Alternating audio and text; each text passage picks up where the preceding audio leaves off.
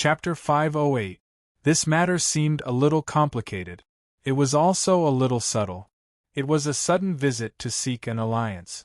One of them used to be the spirit of the ancestral demonic weapon, and now it seemed to have become the best friend of mankind. It wandered in the human world hundreds of years ago, and after such a long time, it had regarded the interests of the Lihua kingdom as its own and had completely integrated into the divine power of flames. Now, for the welfare of the Lihua kingdom and all mankind, it wanted to stop its former compatriot, stop its evil plan, and stop the other party from colluding with the emperor of the evil empire in an attempt to rule the world. Such noble sentiments and selfless spirit of helping others, even turning against its former compatriots for the sake of mankind, and even fighting with it, such behavior was enough to be called a villain. We can now call it Optimus Prime. This Lihua spirit, who had the style of Brother Zhu Zi, sent an invitation to Sun Lang to form an alliance. But the problem was, Sun Lang's identity and motive were also quite subtle. He looked human, and he had made great contributions in the Hudu Empire, and his martial arts were ranked at the top of the empire. All kinds of extreme coincidences and the resources of the empire had turned him into the most efficient and terrifying killing machine in the history of the world in just 6 years. But, however, even though he looked no different from an empire citizen, he should be of a different race genetically. After all, he came from another world and was forcibly summoned here to fight a war. After the war, he was even abandoned after the birds were killed. No one would be able to tolerate such hatred. Therefore, for all the above reasons, he naturally had a very bad impression of the empire. Every day, he was thinking about how to seize the throne and how to destroy the imperial court. Just now, he had made a shocking statement about avenging 2 enemies with 1 stroke. It could be said that he was an audacious traitor of the country. Thinking about it, he was once the second in command of the 6 armies, worshipped and admired by countless soldiers and civilians. Everyone sincerely wished him good health and a long life. Such a good person was calculating things all day long that he shouldn't be calculating, and even flirting with the Russians in the north. What was this kind of thing called? Who was this kind of person? Therefore, it felt very strange. A little alien protectionist came to the former imperial marshal, who wanted to rebel, and said, "Come, let's stop the demon king and save the world together." The sense of dissonance was too strong. How should I describe it? It was just like how Optimus Prime came to the Joker for a righteous reason and invited him to kill Batman together with him for the sake of world peace. That's why I said, even though I really want to him, I don't want to him with a weird guy like you for such a subtle reason. That was probably how it felt. Sun Lang's mood was very subtle. To be honest, he was a little overwhelmed when he heard such news. What was going on with this huge conspiracy that had suddenly unfolded? And from the mouth of someone like you? The other party seemed to be full of sincerity and was still negotiating with him in a friendly tone. Only you have enough motivation, strength, and will to carry out this operation. The Hudu Empire is too powerful. The enemy is the monarch of this country and the most lethal weapon in the world. It is like an impregnable fortress. Only by attacking from the inside can we have a chance to collapse it. Sun Lang smiled faintly. Huh? It sounds like you've been paying attention to me for a long time? The other party said, "To be honest, when I found out the truth and their purpose, I began to look for your whereabouts, because I knew that you were the most likely person to stop them. But it's not easy to find a needle in a haystack. The Empire deliberately hid your information and erased your past. I suggested that the Divine King praise your achievements, even build a statue of you, and even ask other countries to do it together. I've done countless efforts, and I won't let go of even the slightest possibility. I hope that you will show up one day." Sun Lang nodded and said, "Oh, so it's you who helped me increase my reputation. This is just one of the many efforts that are not very conspicuous." The other party's tone was meaningful, as if he was referring to something else. He said again, "Of course, I'm not sure where you are, how you are, or what your mood is like. I can't put all my bets on an illusory shadow, so I'm also choosing a backup candidate." Sun Lang's expression changed. "It's her?" The devil ancestor said, "Yes, the princess of the empire seems to be the most suitable candidate. According to my original plan, if you don't show up, then we will always have closer and closer cooperation with Tensei Province. When the time is right, we will reveal this secret to her, because she has enough courage and ability, and her heart is ruthless enough. After knowing her father's plan, even if it's to protect herself, she will do her best to stop it from happening, not to mention the temptation of the throne. In any case, this kind of crazy thing must be stopped." Sun Lang snorted. "But this plan has a fatal weakness. Although there is a chance to stop the Emperor, you can't stop that woman from being interested in that broken sword. After all, immortality is the obsession of all human beings. This kind of obsession, if the old man has it, that woman will definitely have it too. Yes. This gives me a headache, but you've finally shown up." The other party's tone seemed a little relaxed. "In this case, everything will be on the right track."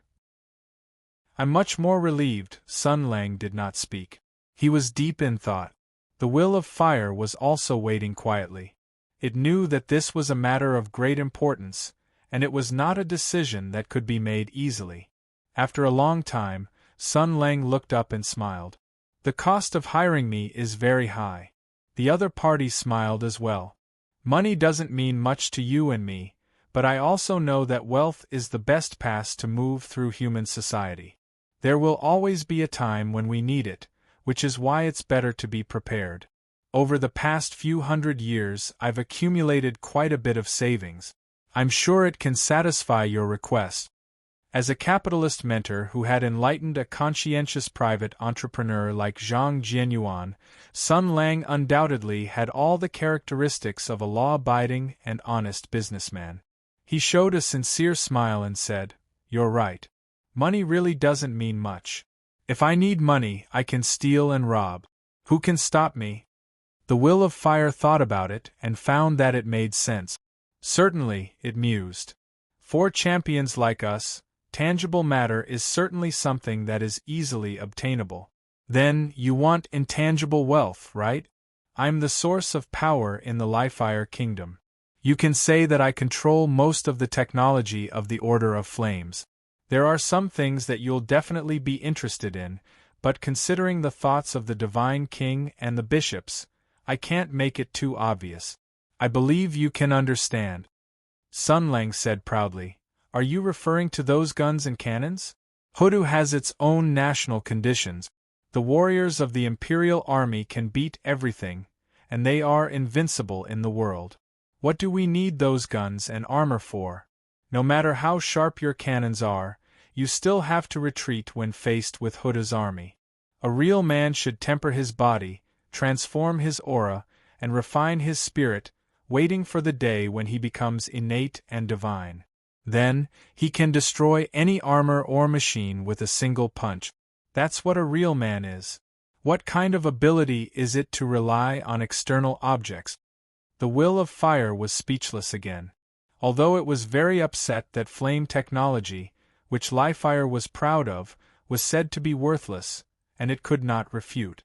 After a moment, it said in a muffled voice, "You don't want this, and you don't want that. What do you want?"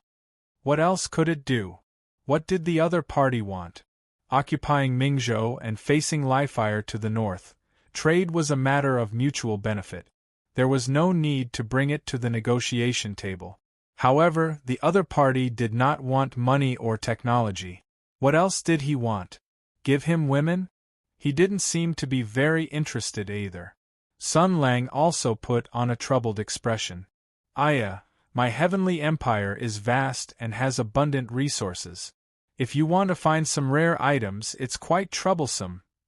He thought about it but could not come up with anything.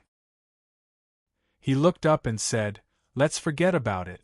I'll go home and think about it. We'll talk about it again in a few days." The other party rejected him.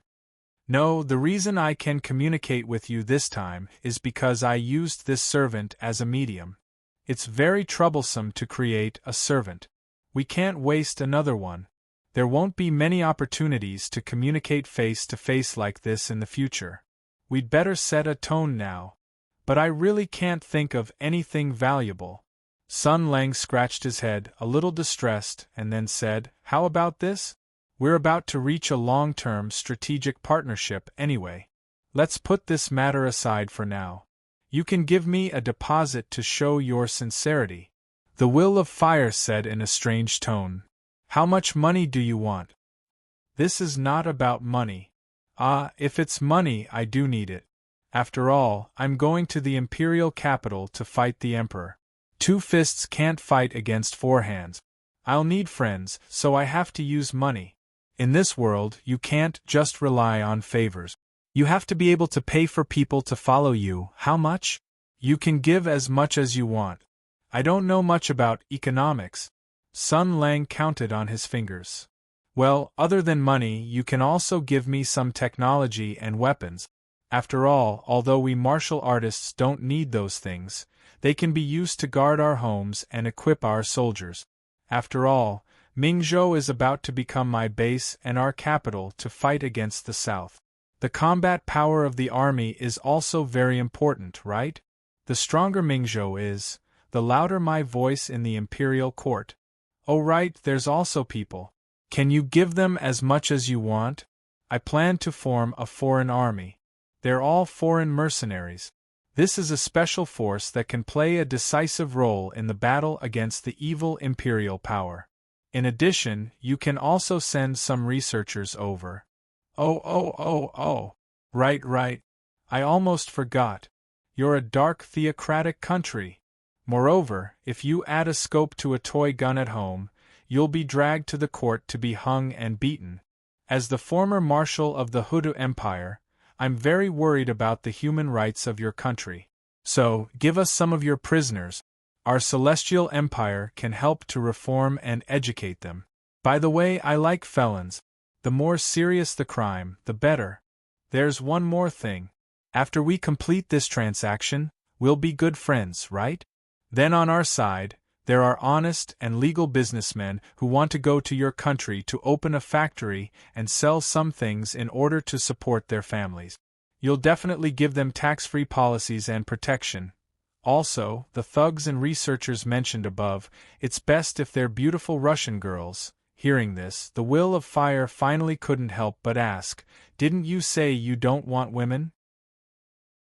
Sun Lang said proudly, "Although I don't lack women, it's quite romantic to have some vases from foreign countries.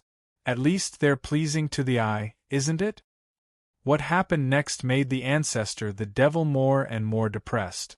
It even wondered if it was a mistake to get in touch with Sun Lang so early, because the other party was raising his finger, chattering endlessly, and asking for an exorbitant price.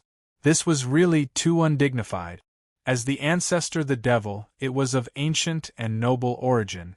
It was the source of power of the Lihua country, which created one of the 5 great countries in this world. It had extremely terrifying power and could be said to be standing at the top of the world. Although Sun Lang was only a human, the human's achievements and strength had surpassed the shackles of the race, and he was qualified to be respected by it. So, everyone was at the same level, and it was just a matter of talking about something. What a big matter! Can't you settle it with just a few words? Do you have to be so long-winded? Phew! That's pretty much it. After Sun Lang finished speaking, he asked, "Have you remembered everything clearly? Let's take this statement as the standard. That's all for now. If I think of anything else in the future, let's add to the discussion." Ouch, do you want to write it down and write 2 copies? As soon as he finished speaking, there was a flash of fire, and a crimson crystal plate fell into Sun Lang's hands. On it was densely written with small characters, in Chinese and Slalu, recording the content of the transaction just now. This thing must be a top secret. If the emperor and the bishops saw this thing, they would probably vomit 3 liters of blood. It could be said that it was a humiliation to the country. Those who didn't know would think that the Lihua country had been beaten up by Sun Lang, and this was an unconditional surrender and post-war compensation agreement. Sun Lang touched this crystal plate, and his heart was very happy. The will of fire snorted coldly. Is this the purpose of your scheming? You don't have to do this. Next time, you can just tell me directly. I won't bargain with you because to me, these are not important. If you can successfully stop their conspiracy, these conditions can be increased by 10 times. Really? Sun Lang was pleasantly surprised. Then I'll increase it by 10 times. The will of fire ignored his words as if nothing had happened. Some things don't need to be said too clearly.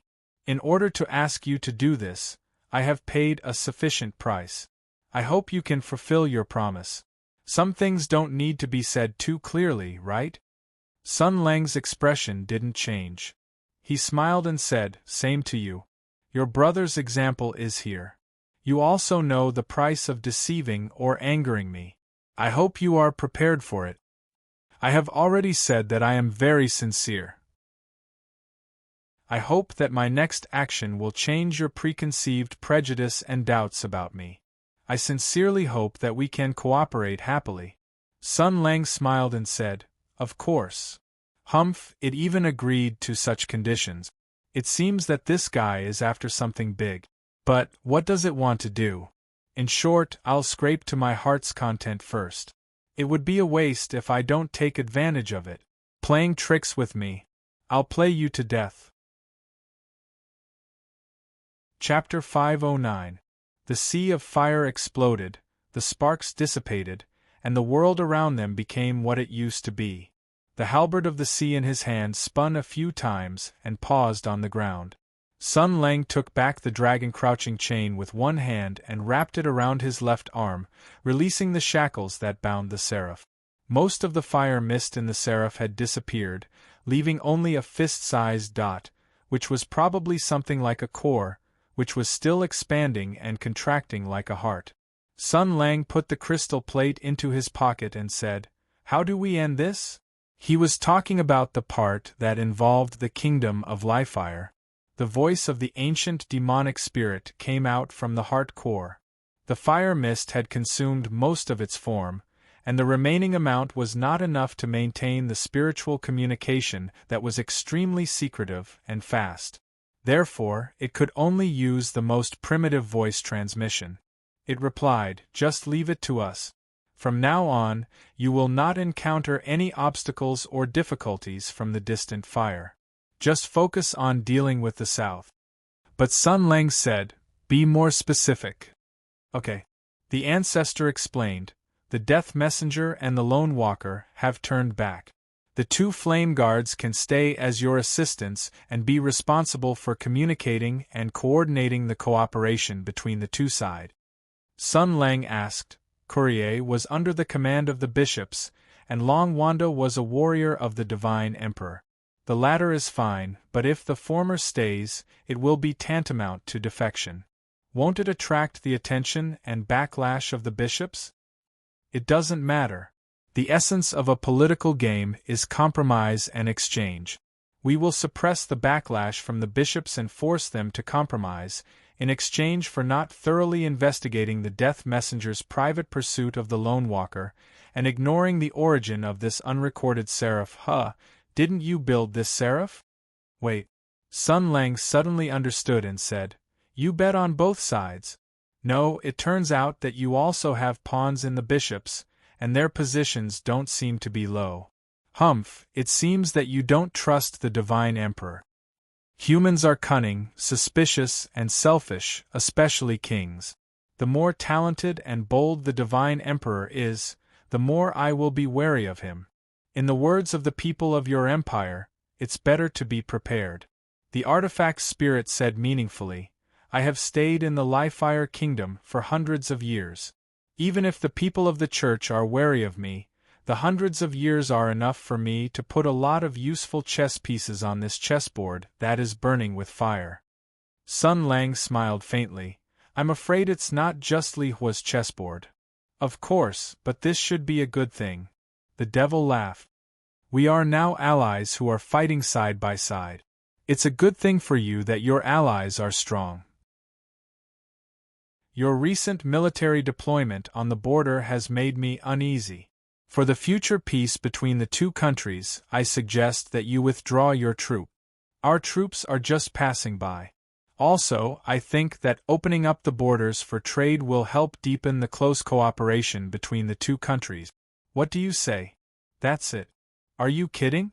I have played Civilization 5 for so many rounds. Do you think I will believe your nonsense? Sun Lang sneered in his heart, but on the surface he smiled and said, Yes, yes. Big brother, please help me a lot. We will always be the closest comrade in arms. For some reason, the will of fire actually heard some subtle malice from Sun Lang's words. It did not know what was going on. It said again, I will immediately arrange our agreement. Soon, the first batch of help will arrive. I will show you my sincerity. I hope you will respond. Sun Lang gave it a thumbs up. Don't worry. I will work hard on farming and focus on building up the technology tree. When the base is upgraded and developed, I will come to the south with a big wave. Wait, said the devil. There is not much time. We have to speed up. Sun Lang frowned and said, Do you think this is easy? Then why are you looking for me? You don't want me to go straight to the south, kill all the way to the capital, chop the emperor into minced meat, and then blow up the sword? If possible, the devil of the origin certainly hoped that Sun Lang would use this simple and crude method. But it also knew that Sun Lang would never do that, so it simply did not mention it. After all, Sun Lang was a strong man of the same level as it, not a man of sacrifice or a thug it raised. The two were partners on the level of interest. How could it do such a thing that would cause endless trouble for a little profit? Sigh. So, this was not a suitable time to meet. Originally, according to the original plan, if it could catch 1 or 2 hostages, it could exchange for the initiative in the following negotiations. The communication with him would not be so passive. Who knew that this guy would be so difficult to deal with? The devil of the origin threw these meaningless thoughts aside and said, What are you going to do? Sun Lang showed a charming smile and said in a magnetic voice, Vigorously develop the local economy, maintain good neighborly, friendly, and cooperative relations, and deepen the communication and contact with the central government. You have to serve the people wholeheartedly, maintain the clarity and transparency of public opinion, maintain communication with the central officials at all levels, make achievements, become an example of the court, and lead your colleagues to unite around His Majesty. You have to dare to speak, dare to tell the truth, dare to criticize the mistakes of your colleagues, and ensure that the central government's orders are strict. The devil of the origin sighed. Please speak frankly. Sun Lang spread out his hands and said, With Mingzhou and Songzhou as the base, the north is connected to Lihua. Take the general trend to the south, force the imperial court, give favors widely, control public opinion, form cliques, set up a mountain, form interest groups, seize power in the imperial court, make a decision, attack political enemies, and suppress the imperial power. The will of fire listened in a daze. Damn it, this group of Easterners was really famous for beating around the bush. They could actually say the same thing in such a righteous way. I see. This is your purpose. Since the royal family has betrayed you, you will take this country from them and leave them with no way to do anything? The vessel spirit of the ancestor muttered, Isn't it too slow? Sun Lang squinted and said, What, do you want me to directly raise the flag of rebellion and violent revolution? The will of fire wished that Sun Lang would smash the emperor and the country into pieces. Such a result was undoubtedly the most in line with the interests of Lihua. But even if it thought with its butt, it knew that Sun Lang would certainly not use such a stupid method. It thought again and finally came to 2 conclusions helplessly. First, Sun Lang was very smart. Second, the idea he proposed was undoubtedly the most suitable way to solve the problem. So it sighed and said, If you drag it out for too long, there will be problems. Sun Lang waved his hand and said, "No. First, the sword has only recently awakened, which means that the old emperor's plan has been delayed for 2 years. Everything has to start from the beginning. After all, it is not easy to take over a body. Think about how long I have been trained for. Second, even if the possession is successful, what's the problem? That may be a good thing. When the sword spirit of a sword enters the body of a human and has a free body, it also means that it has a more fatal weakness." He said faintly, "After all, humans are creatures that will die as long as they are killed." The vessel spirit of the ancestor was speechless. That was indeed the case. Once the sword spirit took over a body and became a human, it also meant that if the other party's head was cut off, he would not be able to live anymore. But if Sun Lang really dragged it out for 8 to 10 years, wouldn't it be a waste of money? Why did I come all the way here to give him so many things? Seeing that Sun Lang was rambling, the will of fire was gradually dissatisfied. But that dissatisfaction quickly dissipated. After all, even if he wanted to drag it out for 8 to 10 years, it would depend on whether the people of the Empire would give him the chance. You can't escape, Sun Lang. Your fate is intertwined with the fate of the Empire. Sooner or later, you will have to settle this grudge. Now that you have reappeared, those who have betrayed you will take the initiative to find you, with fear and madness in their hearts, with crueler and more despicable means, and don't forget, your hands are also stained with blood. All of this is like a whirlpool of fate, involving everyone involved.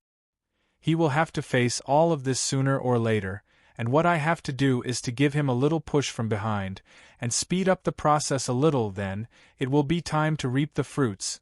Thinking of this, the Will of Fire's mood became cheerful, and it said, "The people of the imperial capital won't let you prepare for too long. When there are changes in the Li-Fire Kingdom, the counterattack of Tensei Province will come soon. Li-Fire will fully support you, young marshal. Prepare to face your enemies." Sun Lang said faintly, "I know." Then our conversation can be said to have ended satisfactorily. "I'm very happy to have met you today, Sun Lang. You are undoubtedly the most powerful warrior among mankind, and even I have to respect your strength," the ancestor of the Origin said. "Soon, a team will go to Mingzhou to negotiate with you. I hope this is a good start." Sun Lang said, "As long as you don't lie to me, this matter will also have a good end." "Of course not," the other party said with a smile. "You can be a little less suspicious and vigilant." "Is that so?" Sun Lang's smile became a little strange, and he asked, "Then can you honestly and sincerely answer a question from your new ally?" "What's the question?" Under the sky of Mingzhou, Sun Lang's smile was very pure, like a child's. He asked, "How many guys like you are there in total?" "3. The other party answered in a very frank tone, "Sword, spear, and armor, we all have our own souls and wills to assist our former masters in fighting better. That is to say, there is also an old man in the Jin Kingdom." Sun Lang touched his chin and smiled as if nothing had happened. No one knew what he was thinking. "Yes, do you want to find another helper? I'm afraid you'll be disappointed. We are all top secrets of each country, and there is no opportunity for communication. That guy is very introverted and doesn't want to talk much. I tried to send someone to contact him before, wanting to pull him together to deal with the matter of Hoodoo, but there was no response at all." Sun Lang nodded and said, "Oh, according to the setting, he should be an introverted technology nerd, lowly mechanical girl with 2 ponytails, and you are. Well, forget it, let's talk about this later. Yes, we can deal with the threat of Hoodoo together." For some reason, the Will of Fire seemed to want to skip this topic and said, "Right, if I didn't show up, what were you going to do with this servant of mine?" Sun Lang touched his chin and said, "At first, I was going to kill him and take back the orange equipment he dropped, but looking at him, I don't know if I could kill him completely. If there was a bit left on the armor, wouldn't it be terrible to take it back?" So at that time, I planned to take him to the extreme north, then punch him into the ice, bury him, and freeze him for 200 years first. The Will of Fire didn't know what Sun Lang meant and agreed. That is a good idea, but there is no need to do that now. This blazing angel armor can be considered a greeting gift. Sun Lang's expression didn't change and slowly said, I don't need this. The Will of Fire laughed and said, but someone will use it, won't they? Sun Lang said calmly, oh, how thoughtful. I was worried about what to use to get girls. If I use this as a gift, I'm afraid I can get to second base. As long as you like it. The progenitor the devil chuckled, and the last core of his heart turned into a blazing flame, like a curtain of fire, spreading through the cold body, washing away all traces of the user, repairing, strengthening, and resetting. At least in Sun Lang's perception, all the abnormalities of this body were quickly vanishing without a trace, until it became a pure armed machine. I have unlocked all the restrictions of this blazing angel and strengthened it, but there is no auxiliary machine soul. You have to pay attention to that. The voice of the progenitor the devil gradually became inaudible, and finally smiled. That is indeed a good girl, you have good taste. Sun Lang said calmly, of course my taste and luck with women are very good. Is that so? Then goodbye. Goodbye. Then, the last bit of fire mist turned into a spark that disappeared with the wind, and was extinguished. Sun Lang looked at the blazing angel in front of him, which looked brand new and whose hostility had faded, and said nothing. He quietly clenched his fist. Both sides tacitly did not talk about one thing. But for some things they already knew each other in their hearts. Resisting the idea of smashing the blazing angel in front of him into pieces, Sun Lang took a deep breath. I can't act rashly and alert the enemy, I can't give them a handle, I have to find a way to solve this matter. With this, maybe I can, but, Inluo? What's going on? Her physique, is it related to this, physique? Oh, F***ck. Sun Lang suddenly opened his eyes wide, as if he had thought of something, and then stomped his feet and cursed. Damn it! Damn it! I forgot about this. I only cared about showing off. Damn it, how could I forget to let it take a look at me? F***ck F***ck F***ck F***ck. Chapter 510. There was once a precious opportunity placed in front of me, but I didn't cherish it.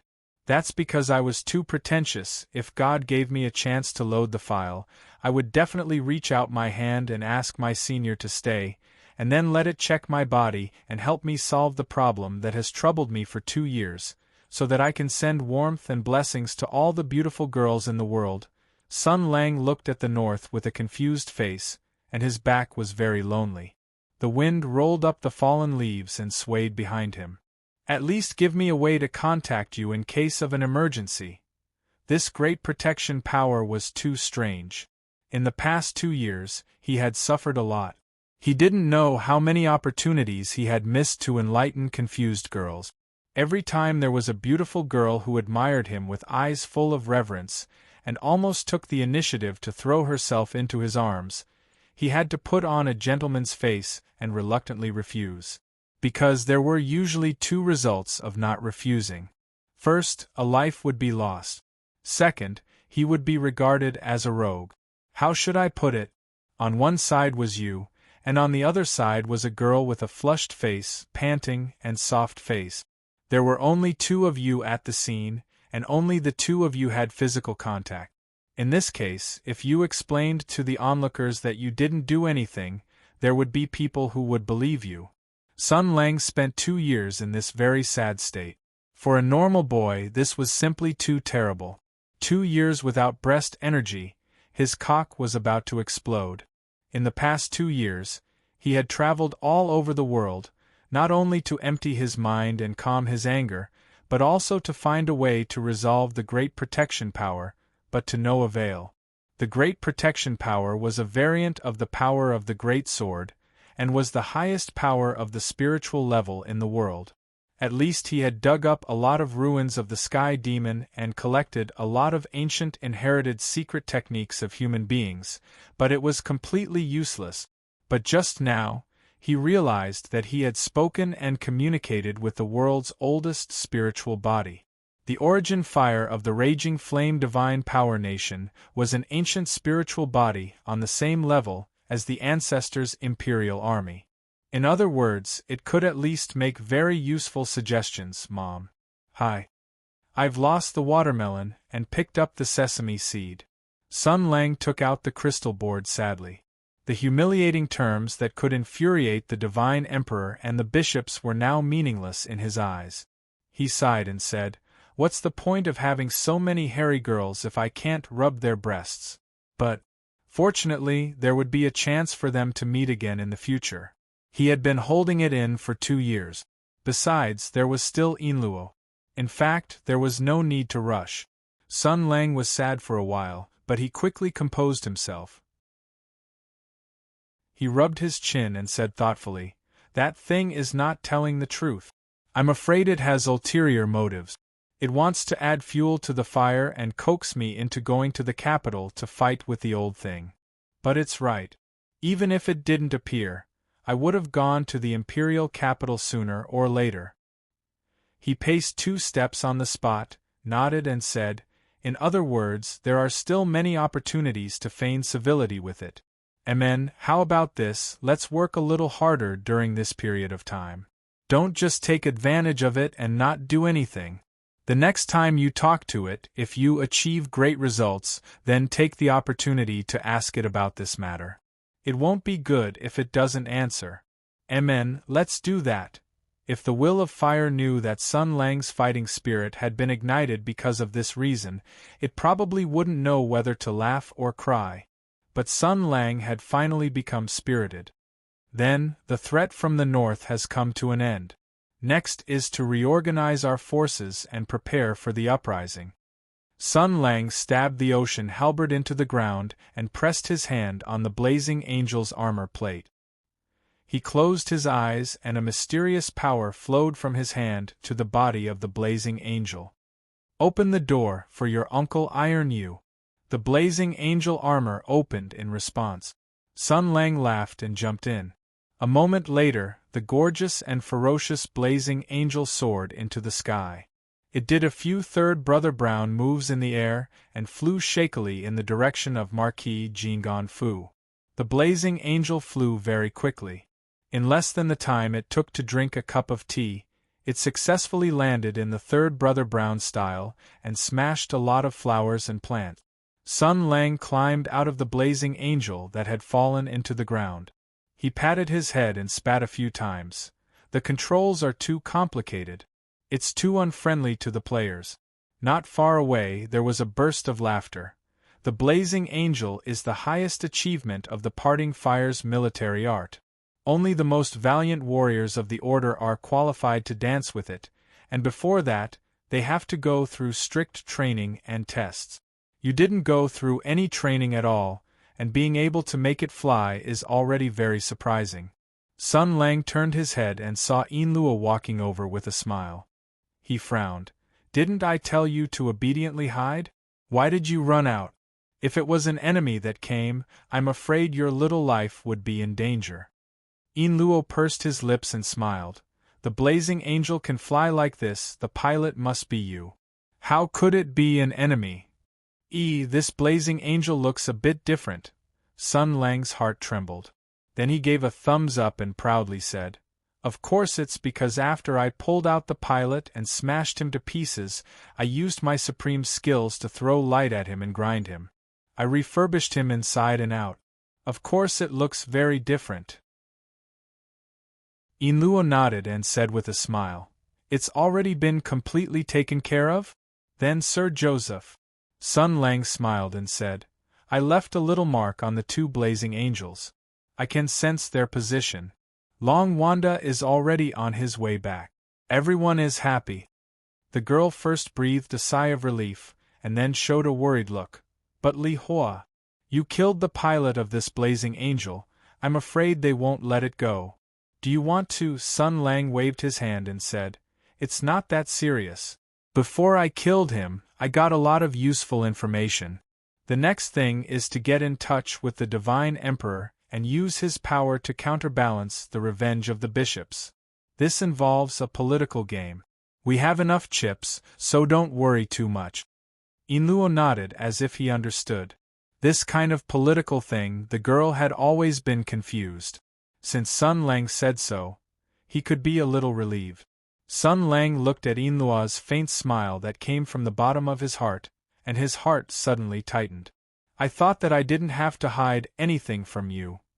The content of the negotiation and communication with the devil ancestor could not be known to anyone.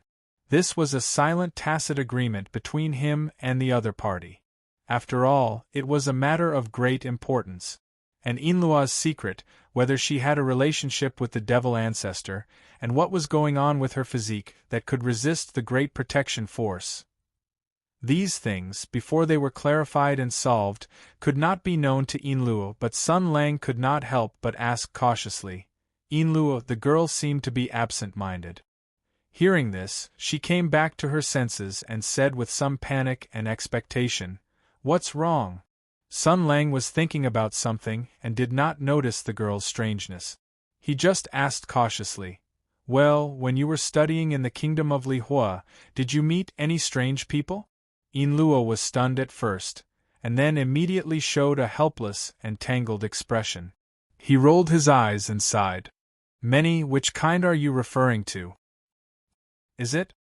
Sun Lang laughed dryly and organized his words. "It's the kind similar to an old grandpa, who will give you a task from time to time and give you some rewards." Inluo tilted her head and said, "Principal?" No. Sun Lang thought again, and then with a mysterious face, said in a low voice, "Like the kind of big brother who is watching all the time." Inluo said with a look of surprise, "Court? What are you surprised about? Can that kind of thing be related to surprise?" Sun Lang complained loudly, and then waved his hand. "Forget it, pretend I didn't say anything." He sighed secretly in his heart. With Inluo's carefree personality, lying would be seen through at a glance. It seems that the devil did not directly communicate with her. I still don't know what the other party's intentions are. However, I still need to prepare for the worst, and plan for a rainy day and come up with countermeasures. Sun Lang was thinking when he suddenly realized that Inluo seemed to be a little strange. Look up. Inluo straightened his back and stood very steadily. He didn't look sideways as he looked at him, looking like a good child. Sun Lang touched his chin and began to think again. Look up. Inluo blinked her eyes and looked at him with a naive and innocent look. Her big eyes sparkled as she looked at him. Sun Lang said with a strange expression, "What's wrong? Is there something?" The girl's expression became shy and she whispered, "Don't you have anything to say to me? What the hell? When did the affection level reach this level?" Sun Lang's dog eyes instantly lit up, and he jumped in front of Inluo and said loudly, "Inluo, I want you. You're asking for trouble." The girl covered Sun Lang's mouth, and her face turned red. "Why are you suddenly saying crazy things?" Sun Lang broke free from the girl's slender hand, and looked like he wanted to have a baby. He smiled and said, "I know, come, let's go to the room and talk in detail." Only then did Inluo come back to his senses. He didn't know whether to laugh or cry as he said, "What are you thinking?" Sun Lang was also stunned. Huh? Doesn't the relationship between the male and female lead become closer after every big event? According to the rules, this time should be the time to have a child. Have a child your head. I'm not talking about this. Then what is it? It's... Inluo became shy again, and her eyes kept glancing to the side. Sun Lang followed her gaze. He saw the seraph. He understood in an instant. Someone will always need it. The voice of the ancestor, the devil, echoed in his ears. Sun Lang's expression didn't change, but his hands trembled slightly. Inluo hadn't noticed his strangeness and looked at him pitifully. "Can't I? I know this thing is very precious, and I don't know what you're going to do with it, but can I drive it? Just once will do. I've wanted to drive it for a long time.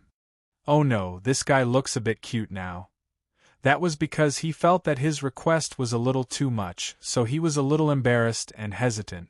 There was a little expectation in his eyes, and there was a little flattery that was naturally revealed. It was just like a puppy watching you eat, staring straight at you and wagging its tail. Just with its eyes and actions, it expressed the meaning of wanting. Well, this is simply, wait, Sun Lang, oh Sun Lang, how can you be bewitched by this level of beauty? Unless Yinluo drags you into the house and uses her pair of despicable and dangerous breasts to torture you, and then uses torture such as suffocation and restraint to persecute your penis, only in such a serious situation can you compromise and surrender. Other than that, you can't waver. In short, it's best not to let Yinluo touch this thing first. Sun Lang thought of the profound words of the ancestor, the devil. It was better to believe it than not. For this kind of thing, he still had to be more careful. He pressed his hands on Yinluo's shoulders and said seriously, if it's anything else, even my chastity and ancestral chromosomes, I can give it to you. But Yinluo, don't forget where this seraph came from. I'm very good at martial arts, so I'm naturally not afraid, but you. At this point, he stopped and then said with a sincere expression, so, before you're sure that it's harmless, it's better for you not to touch it. There was some disappointment on the girl's face. She pouted slightly, like a little girl who had missed the little dress she wanted. She was a little emotional. But very quickly, after seeing the worry in Sun Lang's eyes, her dissatisfaction suddenly disappeared. She seemed to have realized something. She looked seriously and carefully into Sun Lang's eyes. After staring for a while, she slowly nodded. I know.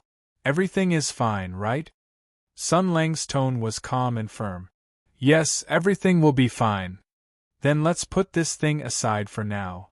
Yinluo used great willpower to shift his gaze away from the seraph, and tried to make his tone as relaxed as possible. Speaking of which, I'm not qualified to drive the seraph. Back then, the bishops rejected my promotion to the Flame Guard. Humph, that group of old fogies. Sun Lang walked out with her and threw the priceless seraph aside. For some reason, after seeing Yinluo, the anxiety and uneasiness in his heart gradually subsided. He looked at the clear sky and suddenly said, Yinluo, I seem to have said before that I would give this seraph to you, but now there's a problem. But I still went back on my words. The delivery date will be temporarily postponed. As compensation, I'm going to give you another good thing. No matter what the relationship between the devil and Yinluo was, he had to be prepared for the worst. The girl smiled and said, I don't want anything weird. Sun Lang also smiled gently. That's not something strange. He lowered his head, his eyes flashing with the light of reminiscence. His expression seemed to be sighing, but also seemed to be hesitating.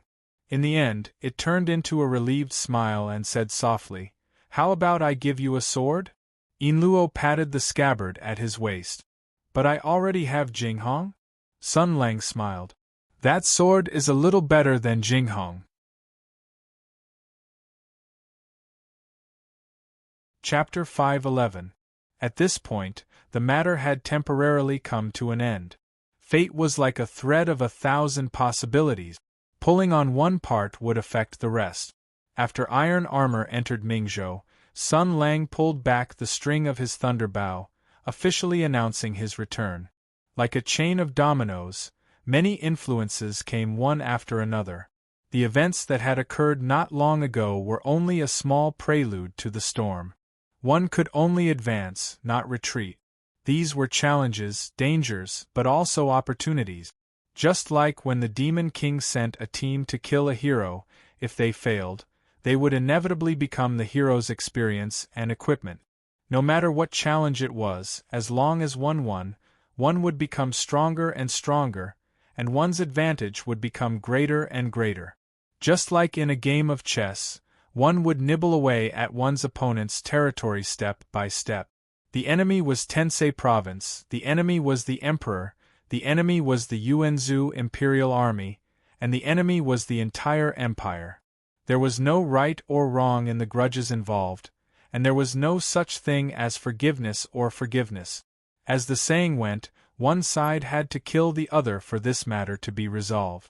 This was the only way. It had to be this way. For this, he needed allies, needed more help, whether it was foreigners or locals, whether it was former subordinates or new friends, whether they were loyal or had ulterior motives. My turn, it's time for me to make my move. Today, a blazing angel crookedly landed on a mountain near Hongqing. This was the place where Qi Guanyan's wife and loyal servants were buried. A grass hut had already been built next to it. After Madame Wang and Uncle Chong were buried, Qi Guanyan had stayed here and never left the mountain. He had handed over his authority as great general and isolated himself from the chaos and clamor of the secular world. In these days, he had given up on the enormous power that countless people scrambled for, put down his so-called dreams and ambitions, and instead obtained an unprecedented peace. Unfortunately, this so-called epiphany was often accompanied by a price.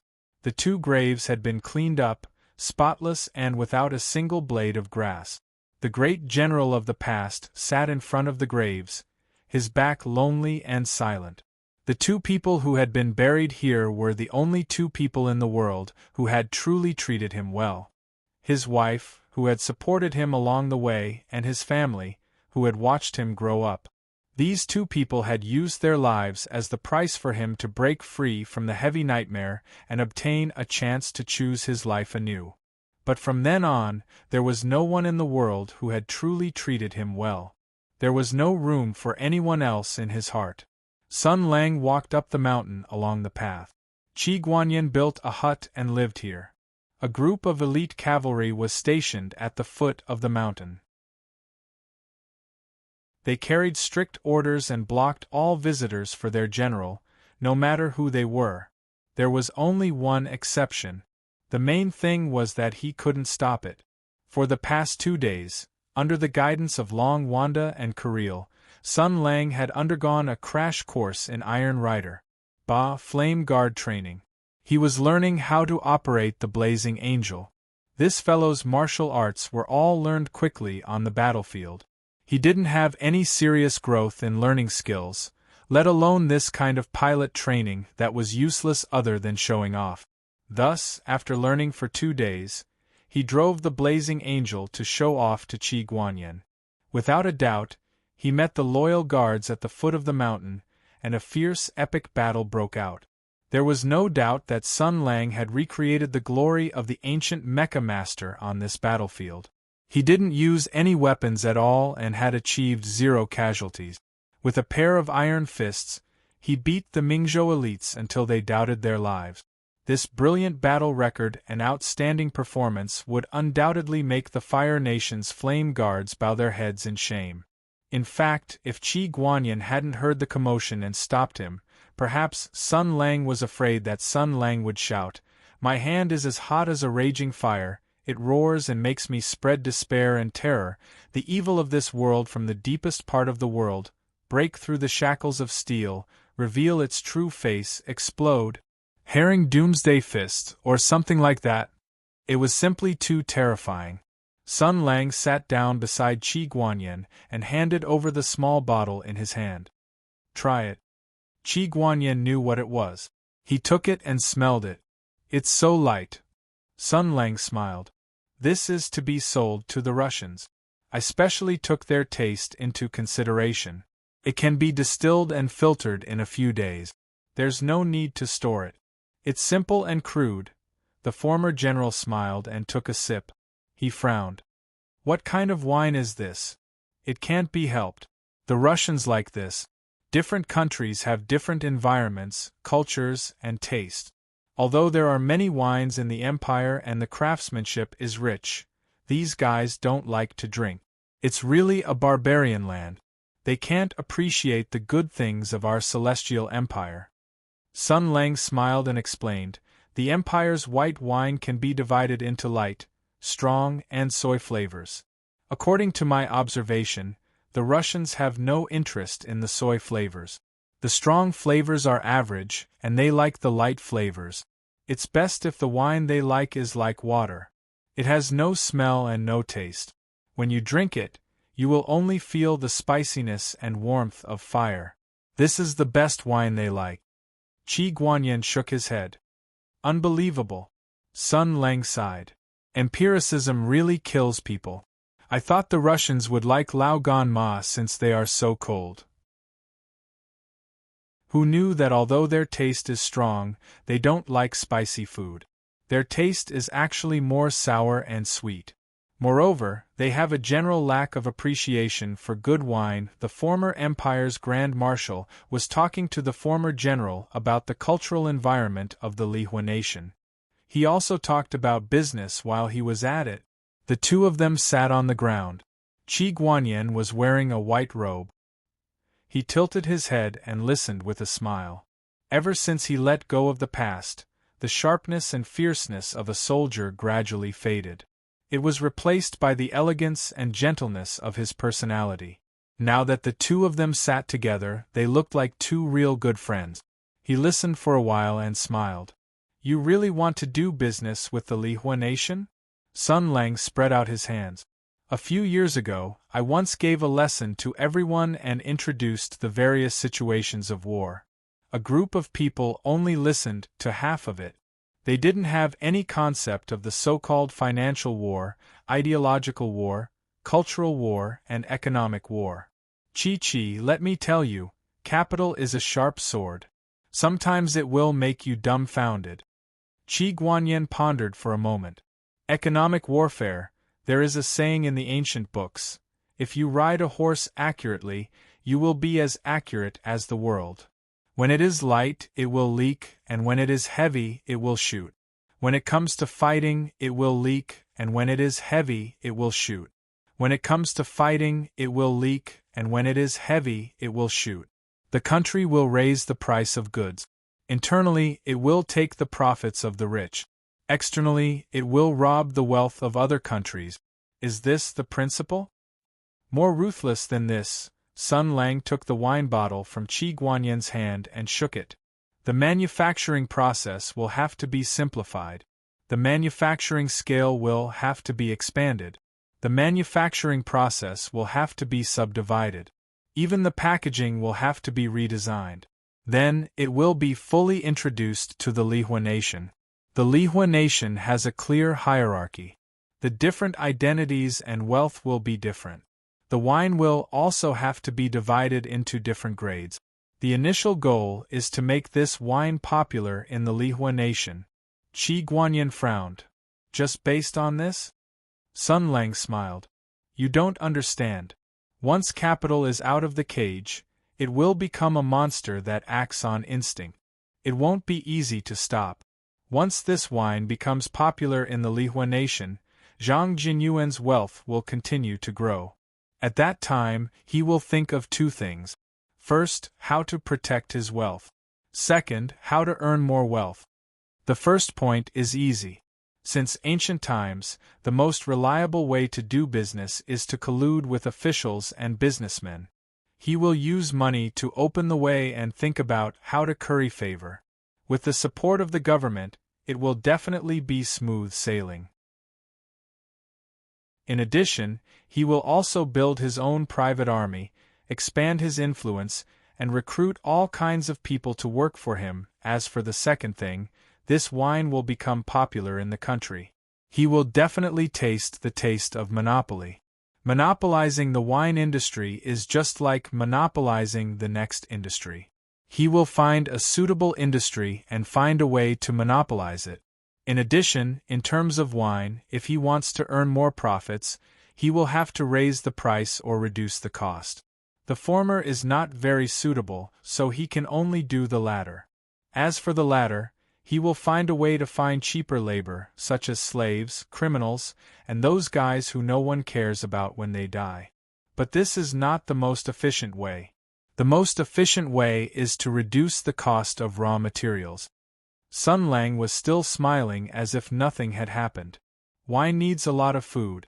The price of food in the Huda nation is not expensive, but it is not cheap either. He will definitely seek a cheaper place to import raw materials, and that is the Lihua nation. He will find a way to establish a relationship with the Lihua nation and import a lot of food. Then, he will find that because the Lihua nation has implemented a hierarchical system for hundreds of years, it has turned the third and fourth level of the middle and lower level civilians into extremely docile idiots. In a country, if the ruling class becomes an idiot, then the ruling class's idiocy will also be put on the agenda. So, he will soon find that the Lihua nation has been occupied by idiots from top to bottom. Then why does he feed those idiotic nobles and officials and spend a lot of money to import food? He can find a way to buy a large area of land and agricultural workers and produce food himself, but buying land also costs money. He will think of some ways to make the land cheaper.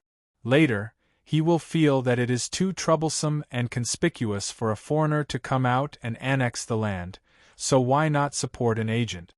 This is just a wine industry. Then, what if there are more industries? Besides, in this world, in addition to the powerful 5 major countries, there are many small countries. With so much money, do you need more people to protect this industry? In that case, why not establish a few private armies? If you even have an army, why do you still do business honestly and honestly? Sun Lang turned his head and said with a smile, "Now, do you understand? Economic war, as long as greed and desire exist in the human heart, this monster will expand forever." Qi Guanyan's expression was already somewhat serious. Is there a way to check and balance it? If you are referring to the power of the imperial court and the government. Sun Lang revealed a meaningful smile and said slowly, "According to my experience, there is no such thing at all. All the attempts have basically failed, but—" He stretched out his hand and gently pointed at the sky. Visible to the naked eye, a white cloud in the sky suddenly split into a thin line and spread to both sides. After all, people will die if they are killed. Qi Guanyan was silent for a moment. "Are you going to make a move on Lihua?" "Not now, but it is good to be prepared. However, it is also quite fun," Sun Lang said calmly. "I just like to see some rotten, selfish, greedy, and incurable things being smashed by something even more rotten, selfish, greedy, and incurable than them." The former general looked helplessly at Sun Lang and sighed softly, not knowing how to dissuade him. He roughly understood that the anger and distortion in Sun Lang's heart was perhaps more serious than he had imagined. After a while, Qi Guanyan said slowly, "Marshal, actually, sometimes it is better to let go." Sun Lang pointed at Wang Shi's tombstone. "Have you let go of her revenge?" Qi Guanyan said calmly, "I have.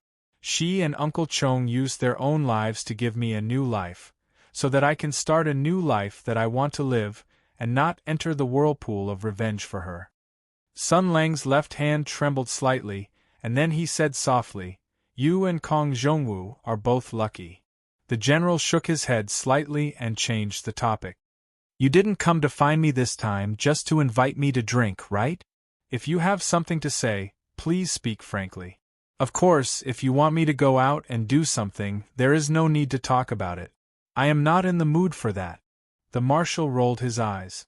The 2 military chiefs who had been forced to retire glared at each other for a while. After a while, Sun Lang said resentfully, "After a while, I may be going on a long trip.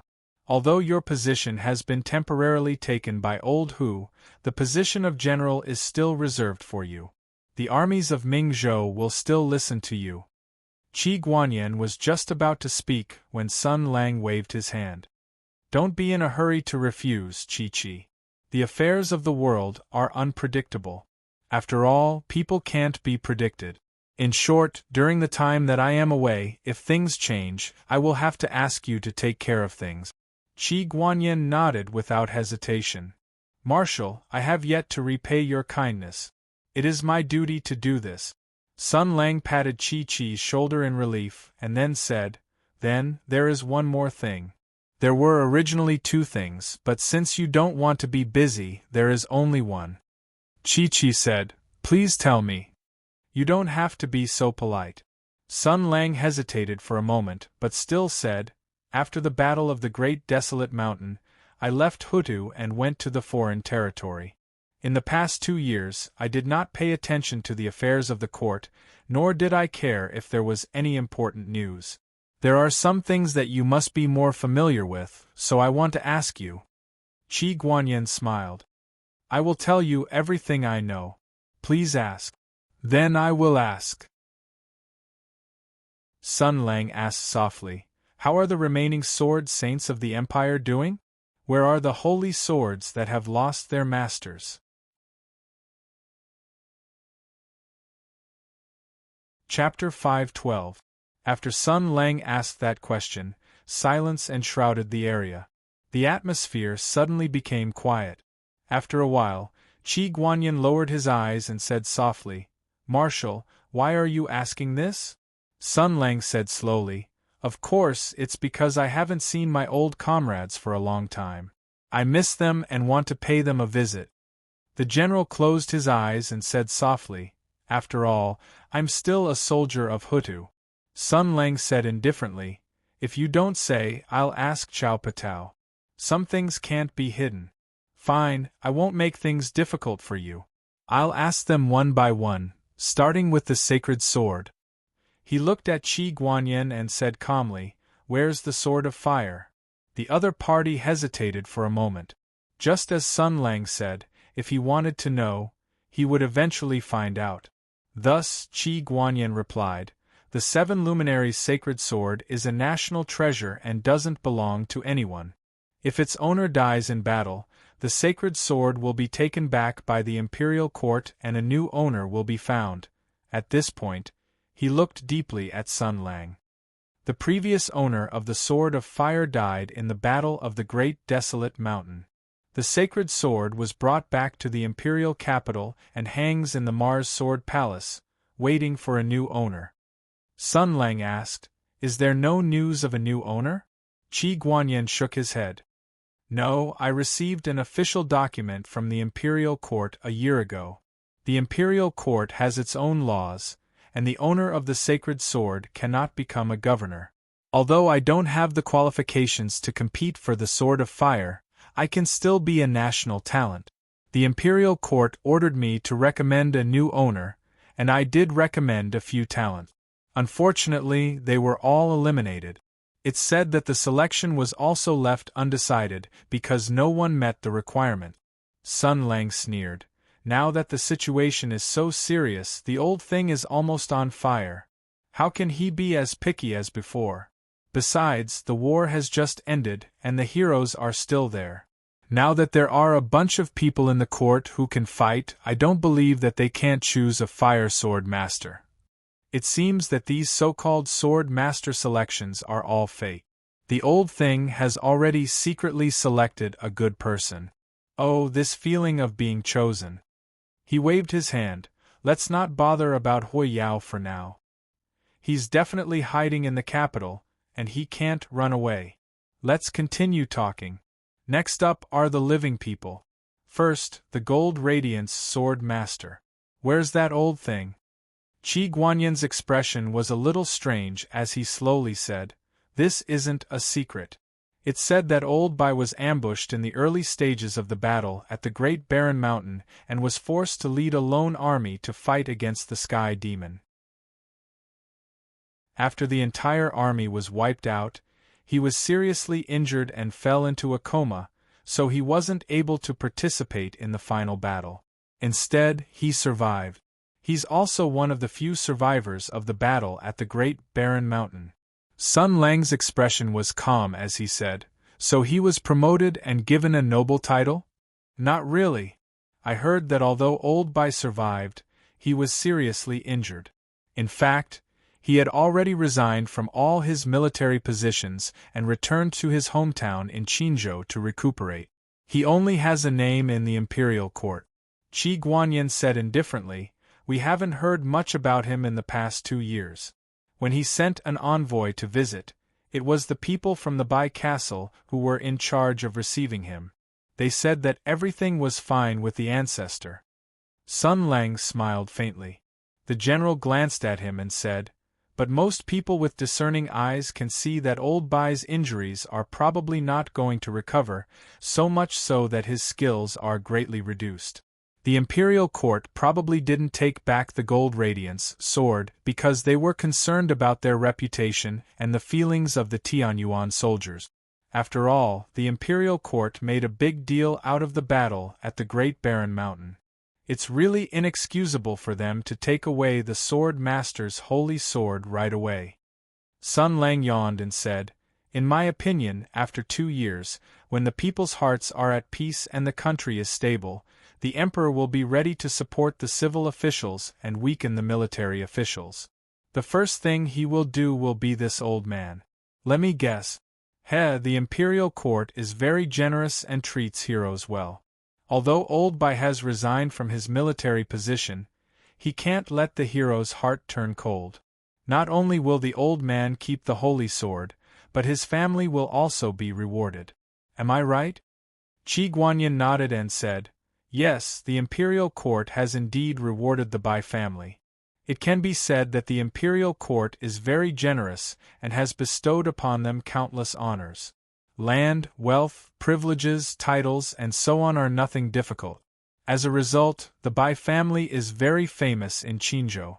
Even the governor and the general of Qinzhou have to be respectful to the Bai family." Sun Lang sneered and said, "To be able to make a governor and a general with real power to be respectful to the Bai family, it's enough to be called a first-class aristocratic family. It's normal for the so-called Sword Saint's family to have such a reputation. But old Bai looks like he's half dead, and the imperial court has given the Bai family countless rewards. It can only be said that they have bad intentions." Qi Guanyin had been through many years of hardships and was no longer a white flower. "You mean," Sun Lang spread out his hands and said, "I only know that people are creatures who want a yard after an inch, and most of them are brainless. Old Bai and the Bai family are actually one. All the glory of the Bai family is given by him. In other words, he and the Bai family are tied together. Think about it, how many top figures have the Bai family produced in the past few years? I'm afraid none. At most, they're just trying to preserve what they've achieved. Most of them are probably good-for-nothings. As the saying goes, people walk to higher places while water flows to lower places. But don't forget, gravity is downward. It's easy for water to flow to lower places, but to make water flow to higher places, you have to use Lu Mountain's rising dragon technique. Similarly, it's easy for people to walk to lower places. Who doesn't know how to fall? But it's difficult for people to walk to higher places." He laughed and said, "Especially the young people of the Bai family. Before it's their turn to work hard, a huge meat pie has fallen on their heads. They don't need to work hard, but they can do whatever they want in the Qinzhou. Even the general and the governor don't want to provoke them. In the Qinzhou, who can control them? After realizing this, the whole Bai family will quickly fall. It's fine if they just eat and wait for death. I'm afraid they won't be satisfied with this. First, they will go on a rampage, then they will bully people, and then they will treat people's lives like grass. According to this train of thought, sooner or later they will make big news." Qi Guanyin said thoughtfully, "By then, no, it's the time when the emperor is ready to deal with the military officials." Sun Lang corrected him, "By then, the misdeeds of the Bai family will be piled up on the emperor's desk. Then, the whole world will know about it. The evidence will be conclusive, and the resentment of the people will be boiling. The military officials will have nothing to say. Then, the autocratic fists of the feudal dynasty will smash the Bai family's face. Then, His Majesty pardoned the Bai clan and took back the gold luminary sword. It would be better to wipe out the entire Bai clan. Sparing their lives for such a serious crime would make all the other martial merits of Tianyuan Empire disgraced. The Bai clan would lose its former glory and fall rapidly." "That's right," Zhang Tai said with a smile. The Bai clan should be wiped out. Sparing their lives would make all the martial merits of Tianyuan Empire suffer. After hearing this, Qi Guanyin sighed. Although it was only Sun Lang's side of the story, he knew that Sun Lang's guess was probably right. After all, he was a soldier. He couldn't help but sigh. Old Mr. Bai is a hero, Sun Lang sneered. Let's not talk about whether he is a hero or not. It has been 2 years since the incident in the Great Barren Mountain. Calculating the time, we have left a year of buffer. That is to say, the second generation of the Bai family has been fattening for at least a year. According to the nature of the so-called noble families, who knows how many lives have been lost? Even if we kill the entire Bai family, they won't be able to complain. Who can they blame? Qi Guanyin wanted to say something more, but Sun Lang waved his hand and said, "All right, I already know about old Mr. Bai. Now it's time to talk about the sun and the moon. Where are they?" The general paused for a moment and replied, "It's not a secret. They are still guarding the Wild Husbandry Pass in Jin Province." Sun Lang snorted. After thinking for a moment, he shook his hands and said slowly, "I know." Then, he stood up and stretched. "I'm leaving. I'll come and play with you in 2 days." Qi Guanyin was stunned again. He said, "So early?" Sun Lang waved his hand and said, "The Russians are quite efficient. My friend from Lihua and I have a batch of troublemakers coming in 2 days. I wanted to ask if you were interested in practicing my new training method. Since you are too lazy to move, I have no choice but to do it myself." Qi Guanyin said with a subtle expression, "Is it that political commissar setting, slogans brainwashing, ideological education, collective transformation, and the like? Forgive me for being stupid, but I really don't know the meaning of these." Sun Lang laughed. "Those are the felons I got from Lihua. I took a look at the list before. The Russians are really sneaky. Although they did send felons, they are all lunatics, murderers, and warmongers. I was still hoping that they would send a few taboo scientists who were locked up and hung up for a beating because they made a mistake along the way." Qi Guanyin smiled.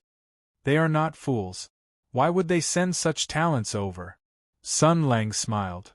"That's not necessarily true. If you work harder next time, you might be able to get them. But these lunatics are not without merit. At least they can be used as lab rat. They are all scum anyway, so it doesn't matter if they all die. If my plan succeeds, then there will be a lot of fun." Qi Guanyin shook his head. Although he was a rare military theorist and master of military techniques in this era, he still could not understand Sun Lang's plan, which was like a fantasy story. "Then I'm leaving." Sun Lang glanced at the tombstones of the Wang family and Uncle Chong, nodded slightly, and then turned to leave. Qi Guanyin did not get up to see him off. With his back to Sun Lang, his gaze slowly became meaningful. After a long time, the Grand General said in a hushed voice, "3 people and a sword. Among the 7 luminaries, why did the Marshal only ask about these 4? Could it be?" Sun Lang walked down the mountain, deep in thought.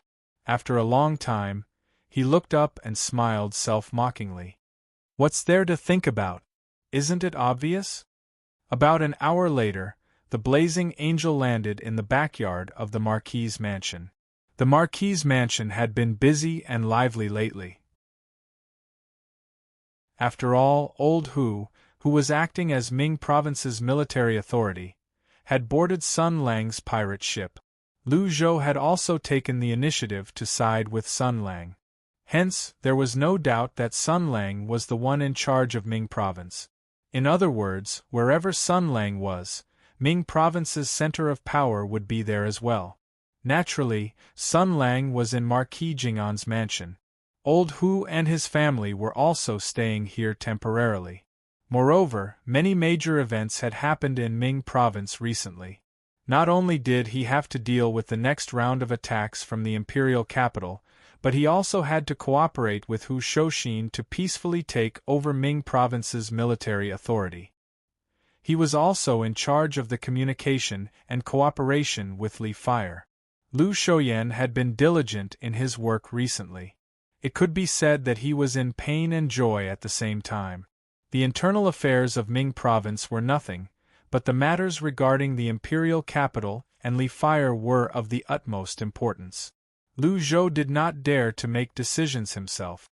He could only run here every 2 to 3 days to ask Sun Lang for guidance. This was great. Marquis Jing'an's mansion had instantly become the most popular place in Ming Province. The surrounding property prices had doubled. The important figures of Ming Province had also recovered their memories overnight. They remembered the deep friendship they had formed with the old Marquis of Jing'an's mansion in the past. They paid him all kinds of visits and inquired about his well-being. They even sighed and cried in front of the old Marquis's memorial tablet. In short, even when Marquis Jing'an's mansion was at its peak, it was not as glorious and illustrious as it was now. Today, Miss Zhao is the daughter of the Marquis's mansion. Master, man. Her identity had sent off another Ming Province noble. As she watched the other party's carriage disappear at the end of the street in front of the door, her smiling, dignified, and generous pretty face was immediately replaced by disdain. She rolled her eyes and complained to Su Qingluan, who was next to her, "I know this is human nature, but aren't these people a little too obvious?" She stuck her tongue out in the direction where the carriage disappeared and made a face. Then, she snorted coldly and said, "The people who have come over these few days have basically done the same thing. First, they warmly inquired about my well-being. Then, they apologized and said that they didn't visit me frequently in the past. Then, they went to my father's morning hall and howled for a while. Finally, they covertly asked me if Sun Lang was here." Then, a lazy voice came from behind her. "This is also human nature. Let me tell you, face is the biggest obstacle to human progress. Although they're stupid, their noses are sharp. The most important thing is to not let others beat them to it. Who cares about table manners and face? The most important thing is to get ahead of them and take the biggest bone first." Hearing this voice, Miss Zhao's indifferent expression instantly thawed. She turned around with a smile and called out, "Sun Lang?" Sun Lang smiled at her. "Thank you for your hard work, Miss Zhao. Anyway, dealing with idiots is indeed one of the most boring things in the world." Zhao Feihuang jumped to Sun Lang's side with a few small steps. With her hands behind her back, she tilted her head and said, "It's indeed very boring. But this is to help Sun Lang, so we still have to do it. Although these people are stupid and greedy and only think about how to gain benefits and speculate, they are still useful. So, we still have to stabilize them first." "I know." Sun Lang said softly, "Thank you. With your help, I'm much more relaxed." Miss Zhao giggled. "Of course. After all, I'm not a vase." This young lady was good at everything, but she liked to mock Yin Luoming whenever she had nothing to do. Sun Lang just smiled and turned to look at Su Qingluan. "Steward Su, I have something to trouble you with." Su Qingluan still maintained a polite distance from Sun Lang. Although the politeness had gradually become respect recently, it was still distant. She bowed and said, "Yes." Sun Lang didn't mind Steward Su's attitude. Anyway, he couldn't mess with her. He said, "I'm going to Qinzhou in a while. Please help me prepare the things and information that I may need." Su Qingluan was stunned for a moment, and then she didn't ask why. "Yes." Zhao Feihuang blinked. "Sun Lang is going out again?" Sun Lang nodded and said, "Yes, but not now. We have to wait for a while at least." Before he finished speaking, there was a rush of horse hooves outside. Soon, a knight rolled off the saddle and stepped into the gate. When he saw Zhao Feihuang and Sun Lang, he was stunned at first, and then he bowed and said, "Miss Zhao, we were ordered to guard Mr. Sun's mansion. We found 2 women stopped in front of the Fishing Immortals building." Sun Lang's heart thumped, and his voice was out of tune. 2 women?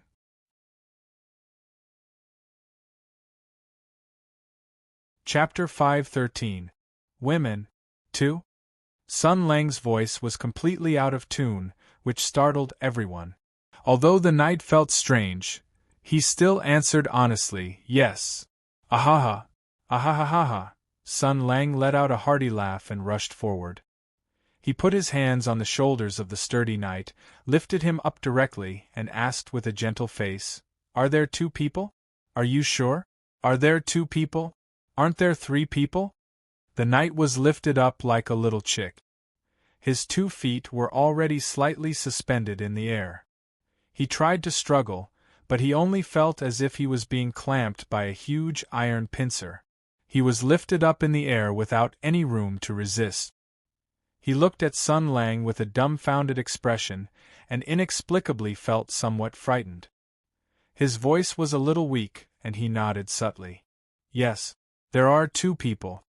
Sun Lang loosened his hands, and the knight fell to the ground and took 2 steps back with a horrified face. Su Qingluan was at a loss, and Zhao Feihuang was deep in thought. Sun Lang had no time to care about this. He paced back and forth a few steps, feeling that the weather was a little cold today. "No. Calm down, calm down, calm down first. Anyway, let's find the moonlight cache first. No, no, no, don't panic. The situation is still serious." At this moment, Miss Zhao asked softly, "Sun Lang, what's the matter? Who is looking for you?" Sun Lang shook his head like a lion, with a stiff smile on his face, and said very quickly, "They may not be looking for me. Maybe they are looking for someone else. Maybe they are relatives of the former owner of the immortal fishing house, right? Although they are 2 women, they may not have anything to do with me, right?" Miss Zhao seemed to understand something, but she still said, "Didn't Sun Lang say that General Zhao and the others would come over soon? Maybe General Zhao and the others, otherwise, why would they go to the immortal fishing house first?" Sun Lang blinked his eyes, and the stiff smile on his face suddenly disappeared without a trace. He tilted his head, looked at the sky, and thought hard for a moment. The sudden mental retardation caused by his agoraphobia was finally relieved. He thought hard and muttered to himself, "Then there should be 3 people." He thought for a while, then shook his head like a lion and stared at the knight who reported the news. The knight sensed Sun Lang's powerful gaze and instinctively took a small step back. Sun Lang hooked his finger. The other party clearly showed an expression of resistance, but still moved over with a solemn expression. Sun Lang pondered for a moment and said in a heavy tone, "Those 2 women, did they bring any weapons with them?" The knight shook his head weakly. Sun Lang heaved a sigh of relief and asked, "Then, did they break down the door?" "No, no." Sun Lang heaved a sigh of relief and asked, "Then, what do they look like?" The knight whispered, "They are very beautiful." Sun Lang patted his head and said, "Nonsense, I didn't ask about that." The knight was smart enough to immediately understand Sun Lang's meaning, and said directly and quickly, "One of them is very tall and cold, and the other is a little girl." Hearing this, Sun Lang heaved a long sigh of relief, and then burst into laughter. The knight was startled and whispered, Why are you laughing, Mr. Sun?" "Nothing."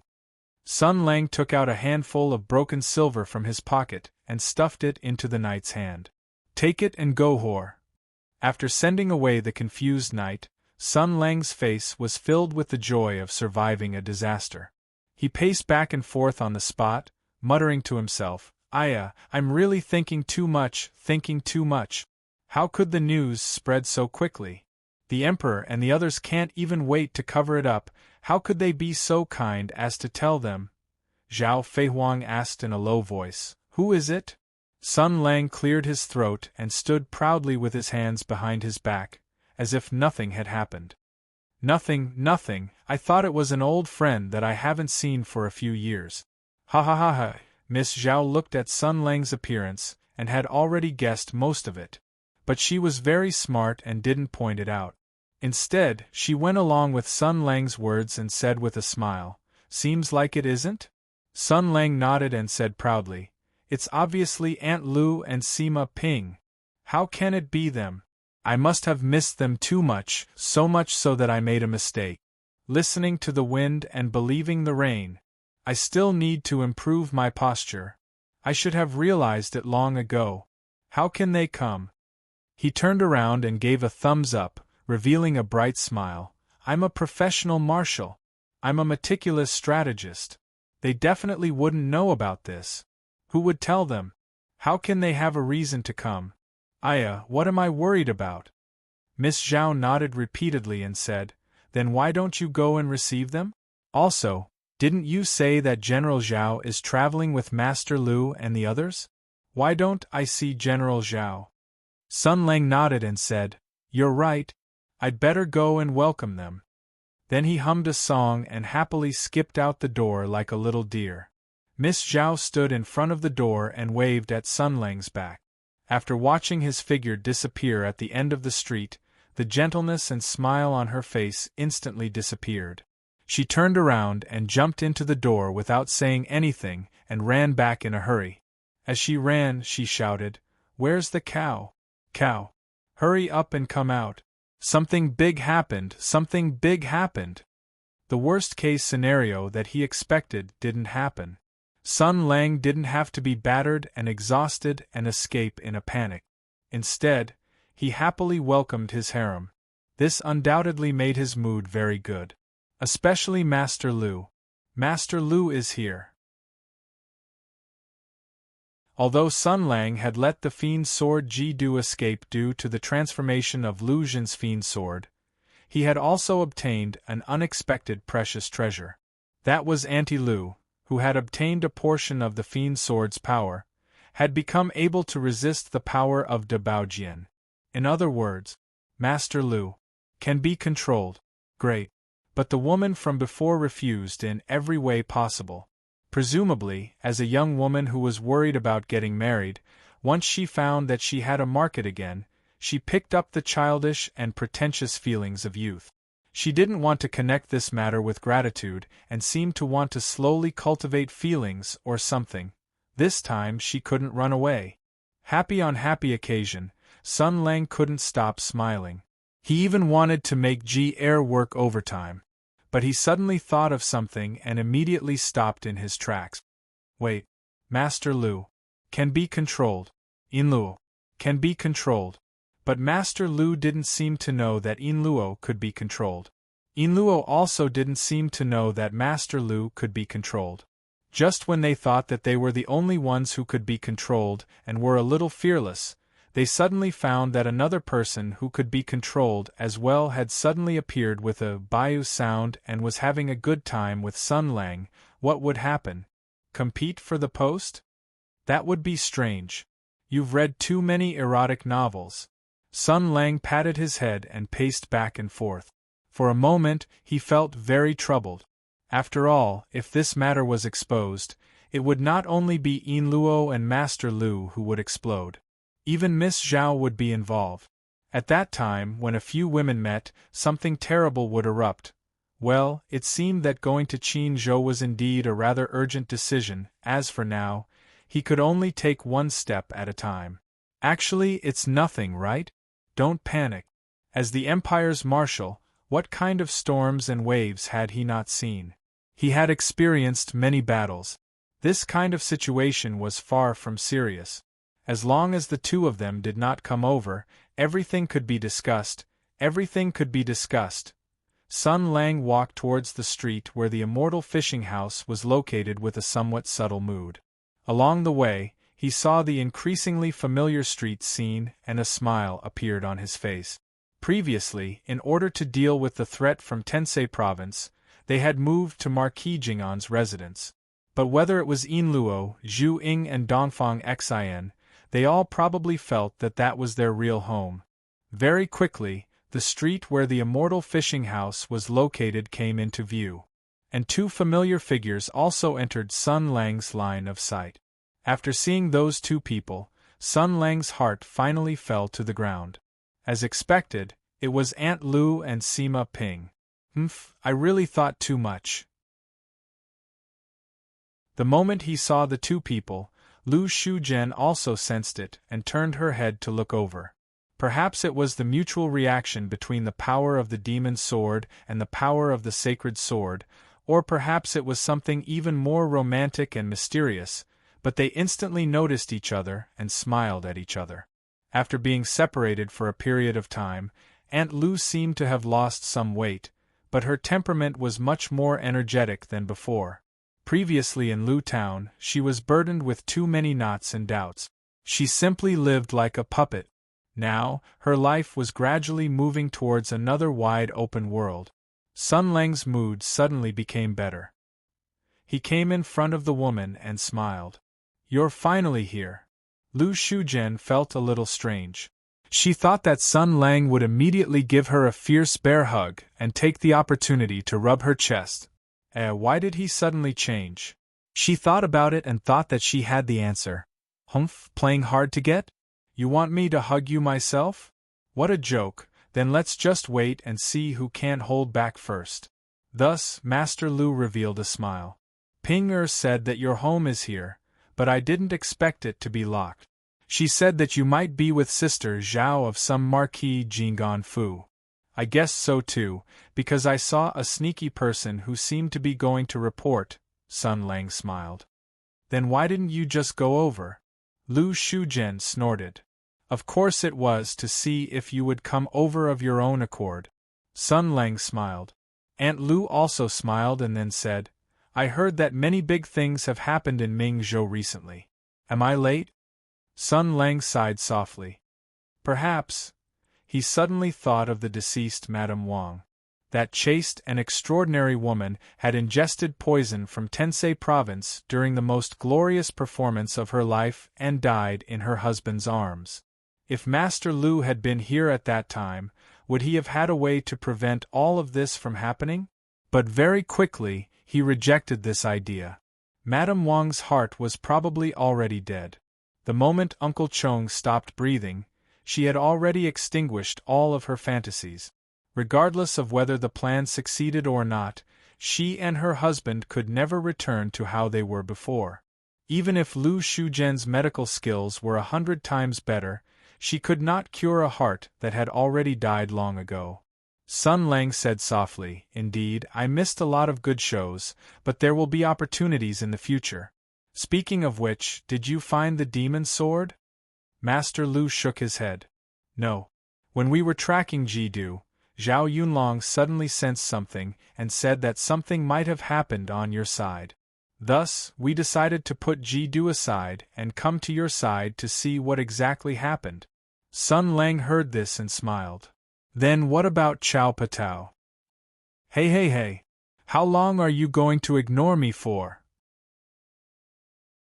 Sima Ping, who had been pretending to be invisible, finally could not hold it in and shouted loudly. Sun Lang turned his head and looked at the girl's chest with surprise. He greeted her, "You're still so inconspicuous. You really did not notice at first." The girl who had been learning from Aunt Lu jumped and shouted, "Bastard! You're still so mean with your mouth. I've already learned a lot of medical skills and prescriptions from Sir. In time, I'll definitely become very mature and leave you dumbfounded." Sun Lang heard this and raised his head to look at Lu Shujian. Master Lu shook his head slightly. Sun Lang looked pitifully at the girl who was daydreaming. "You're so pitiful. You should consider surgery." Sima Ping said angrily. "What do you mean by that look?" The two of them bickered for a while. Sun Lang looked at Lu Shujian again. "So, where's Chao Patao? You're so worried about her." Master Lu joked and said, "We were delayed for a while because we went to Song Province. Zhao Yunlong said that even if you were in trouble, the war would be over by the time we arrived, and we wouldn't be able to help at all. Instead of rushing to Ming Province, it's better to go to Song Province to stabilize the morale of the army and make preparations. She already sees Song Province as yours." Sun Lang smiled. "I've always been at ease when she's handling things." "So, Chao Patao is still in Song Province?" "No, after she made the arrangements, she set off with us. However, she received a message from her subordinates in Song Province on the way. It seemed like there was some important information, so she went south alone after sending us to a military town in the west," Lu Shujian said. "She said she'll be here soon." Sun Lang frowned. "What information?" I don't know. Zhao Yunlong didn't even tell me. It must be something important. Master Lu sounded a little dissatisfied. So mysterious. Sun Lang thought for a while, but he couldn't think of anything important that would make Chao Patao not even bother to see him. He thought for a while and shook his head. Forget it. Chao Patao has always been reliable. Don't worry. Since she's not here, let's go. He looked at Sima Ping. Let's go and see your master first. The little girl was stunned at first, but then her eyes softened. She whispered, okay. In the cemetery where Ping Yidao was buried, Sun Lang and Lu Shuzhen retreated far away after paying their respects to the strange doctor, leaving the little girl where she was. Sima Ping was whispering to her master's grave. Sun Lang and Lu Shuzhen were also whispering to each other. So many things have happened. Sun Lang recounted in detail what had happened after they parted ways in Lu Town. The imperial envoy went north, the conspiracy against Hu Shouxin, Xian Jia entering Ming province, Sun Lang pulling the string of his thunder bow, the surging undercurrents under the silence of the court, the poisonous scheme in Tensei province, Qi Guanyan's confusion, and the sacrifice of the Wang family. Master Lu sighed softly. So it still came to this, Sun Lang said softly. There is some justice that must be returned. Now it seems that it's not just mine.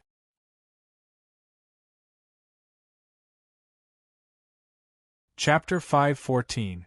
After paying their respects to Ping Yidao, the three people happily returned home. Of course, they went to Marquis Jinggan Fu. Everyone was still waiting. According to the usual routine, as long as the new girl was introduced to the members of the harem, everyone would smile at each other and call each other sisters. They would instantly become good friends and happily chat with each other before leaving the main character to the side. The clothes were torn in Tucson. How could such a thing happen? What the F***ck, it really appeared. Under Sun Lang's perplexed gaze, young Miss Zhao and Yin Luo greeted Lu Shuzhen with a smile. Their faces were filled with hypocritical smiles as they inquired about her well-being and flattered her without any sense of competition. As the saying goes, don't hit a smiling person. Master Lu also happily responded. As a result, everyone's topic of conversation naturally changed to women's skin care and such. After all, Lu Shuzhen was a world-renowned doctor. Then, Sun Lang was left to the side. But from time to time, Yin Luo and young Miss Zhao would cast a meaningful glance at him. The meaning of this gaze shouldn't be, just you wait, you womanizer, or something like that. Instead, it was something more subtle and dangerous. Sun Lang silently hooked his finger at Courier, who was sitting at the side. Young Miss Mao had always had her eyes on top of her head and was very arrogant. She disdained to interact with Master Lu, this kind of person who could only be used to run points. When she introduced him, she just nodded her head and dealt with it. And Lu Shuzhen's temper was actually not much better than a firecracker. With young Miss Mao acting so arrogant, she also wouldn't stick her warm face to her. So Courier stood up and followed Sun Lang out of the room. I have a bad feeling. Young Miss Zhao's bell-like laughter came from inside the room. Sun Lang pursed his lips and said, Did the two of them eat the wrong medicine? That imperial cow has never eaten the right medicine. Courier snorted, but that woman surnamed Zhao is very scheming. There must be a reason for her to act like that. Sun Lang frowned. What's the reason? Mao Mei said, I'm not too sure. I only know that not long ago, Zhao Feihuang dragged Akiro to her room in a hurry. The two of them whispered for a long time. Sun Lang's eyes widened. The two of them are actually talking about the same thing? Courier shrugged. I was also very curious, so I wanted to go over and listen. But for some reason, once I got close, I was discovered by them. Sigh, has a cow's nose become so sensitive? I don't think so. Most likely, Miss Zhao's psychic ability sensed your approach. Sun Lang's heart was filled with suspicions. This Miss Zhao and Yin Luo were simply natural enemies. The two of them were actually able to hide in the secret room for such a long time. If they weren't having sex, then they must be carrying out some kind of dirty transaction. Their abnormal behavior and overly enthusiastic attitude towards Master Lu were simply too suspicious. Could it be? Could it be that they had learned from some unknown channel that Auntie Lu also had the ability to resist the great health force and realize the extreme crisis brought by this matter? In order to eliminate the sudden appearance of a competitor, the two women who had always been at odds with each other decided to join forces? So, the next routine was for the two of them to feign civility with Auntie Lu, lower her guard, and get closer to each other. Then, on a dark and windy night, they tricked Auntie Lu into drinking the strength-dispersing medicine. Then, Miss Zhao smashed the cup as a signal, and Yin Luo, the executioner wearing a power armor and holding a flaming hatchet, rushed in and cut open Auntie Lu's lower abdomen. Then, with a twisted smile, Miss Zhao reached her hand into the wound a few times. Her face was stained with blood, and she said with a smile, "He, liar, there is no child at all." Courier's expression was subtle. "What are you thinking? Dai and Mingzhou? Forget it." Sun Lang waved his hand with a subtle expression. Mao Mei's intuition was very good. She looked suspicious and said, "I feel that you are very strange today." Sun Lang laughed and said, "It's just your illusion. What's wrong with me? Do you want to say that I am afraid? Are you kidding? I am so powerful, what would I be afraid of? Is there anything in this world that can make me afraid? Jia, I'm the strongest." Mao Mei sighed and did not speak. Sun Lang immediately changed the subject. "Speaking of which, how is Li Hua doing?" After these days of negotiation and communication, the previous verbal agreement between Sun Lang and the ancestor of origin, the devil, had gradually turned into actual terms. Perhaps with the will of fire pushing and pressuring, Li Hua was very efficient. It was said that the first batch of trading goods in the agreement would soon arrive. Hearing this, Courier was refreshed.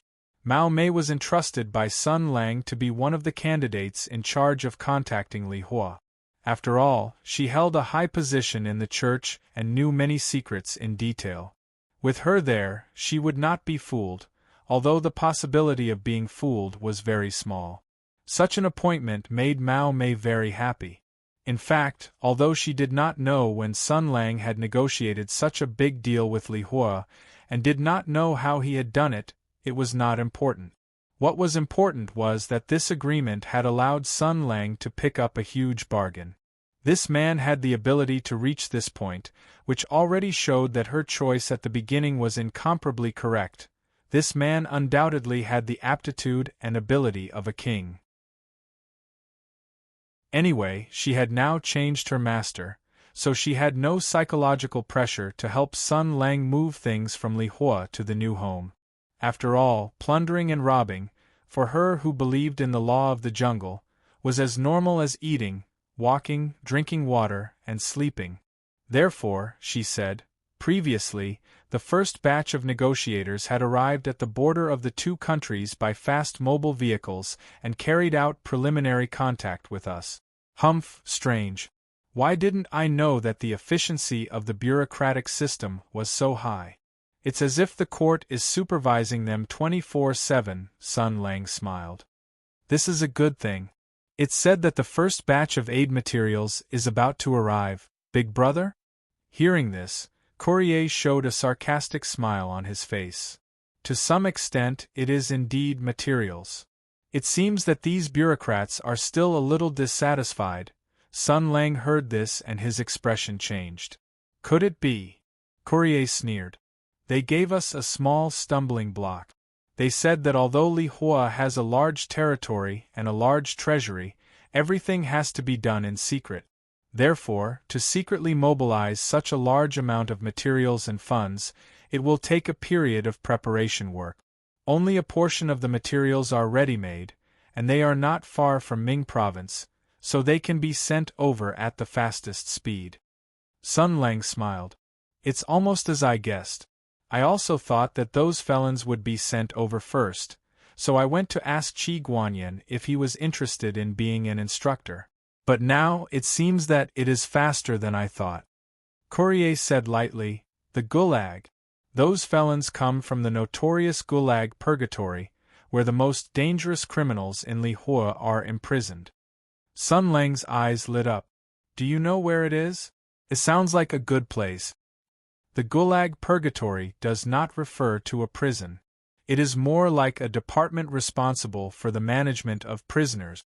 Its function is not only to detain and imprison, but also to take care of manpower, logistics, and construction. The huge number of prisoners from all over the country is their best resource. The situation is much more complicated than you think, Courier said lightly. In the Gulag, most of the prisoners are normal. Some have even violated a not very serious law, or committed crimes such as theft.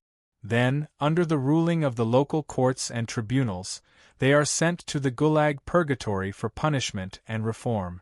They say that they will use the blazing flames to cleanse the darkness and evil in their souls, but in fact they are free and easy labor.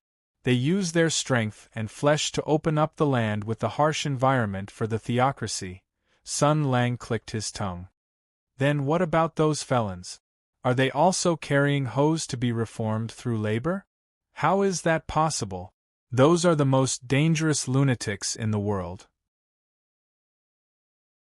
Even if they only have a hoe in their hands, they can kill 3 people in the blink of an eye. Moreover, although they have committed serious crimes, the theocracy is reluctant to kill them, because they are double-edged swords.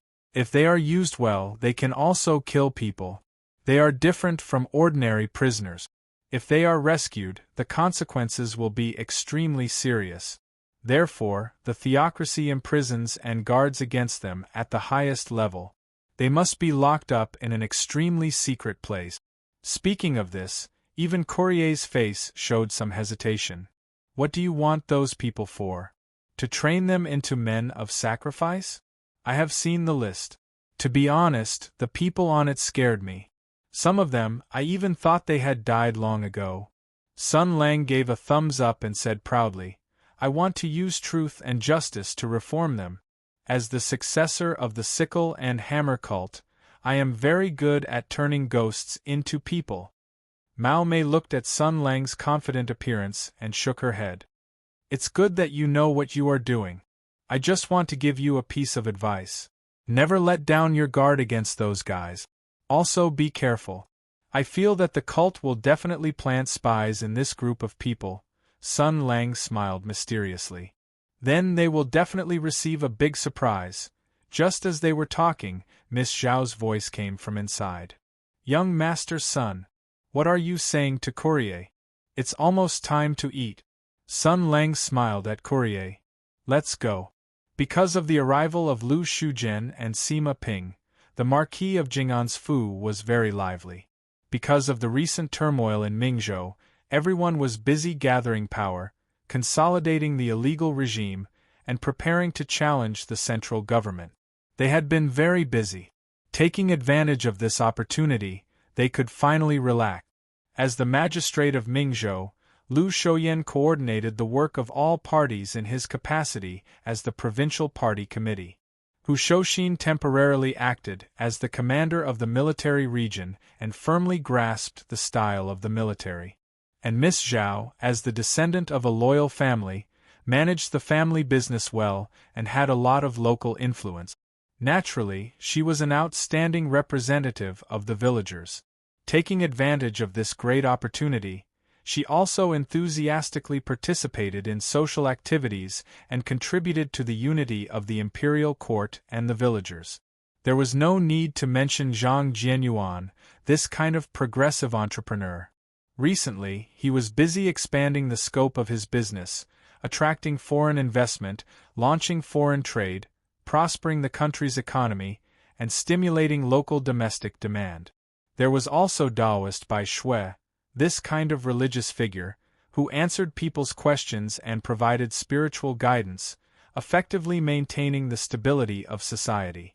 There was also the warm and simple friendship between people. Everyone was shining and heating up in their respective posts. It was really very good. Gathering together and relaxing their tired souls could be considered as both host and guest being happy. It was very good. Except for Daoist by Shui.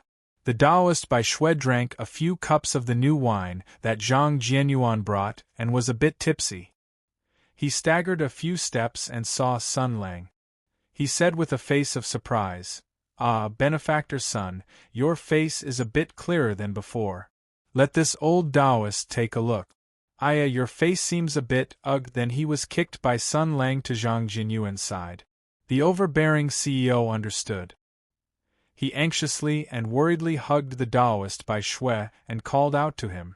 Then, he began to feed him hangover medicine.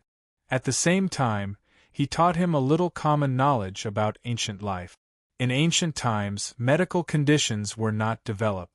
If you picked up something on the side of the road and ate it, what would you do if you were poisoned? Of course, it would be to induce vomiting. What would you use to induce vomiting? Of course, it would be yellow soup. What was yellow soup? Of course, it would be fecal water. What else could vomiting be used for besides detoxification? Of course, it would be to relieve hangover. In fact, even in some less developed areas of modern society, there was still a terrible folk prescription of using fecal water to treat alcoholism. Of course, Big Fragrant Zhang was Taoist by Shui's close friend and a successful entrepreneur in Mingzhou. He was a respectable person in society. It was impossible for him to do something so immoral.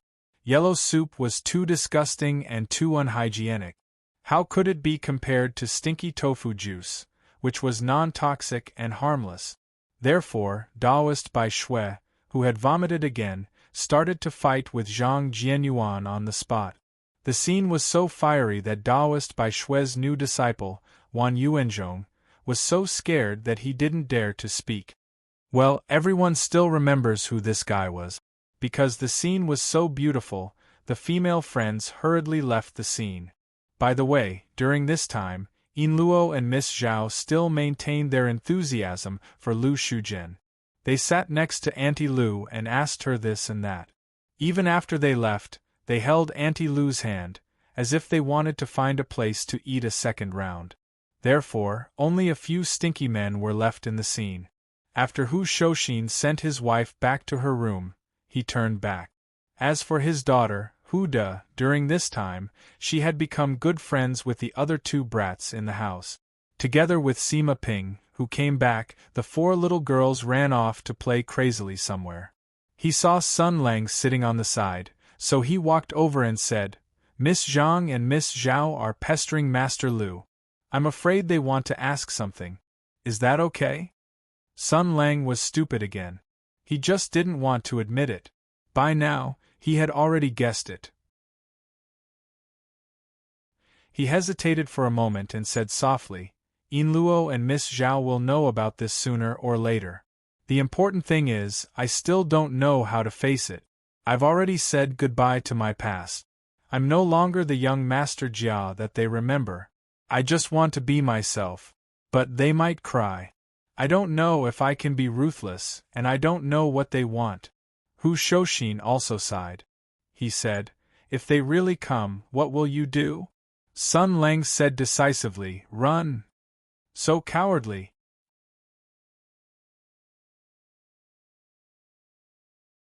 Chapter 5:15. So cowardly.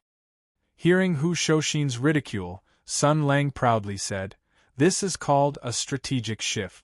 How is this cowardly?"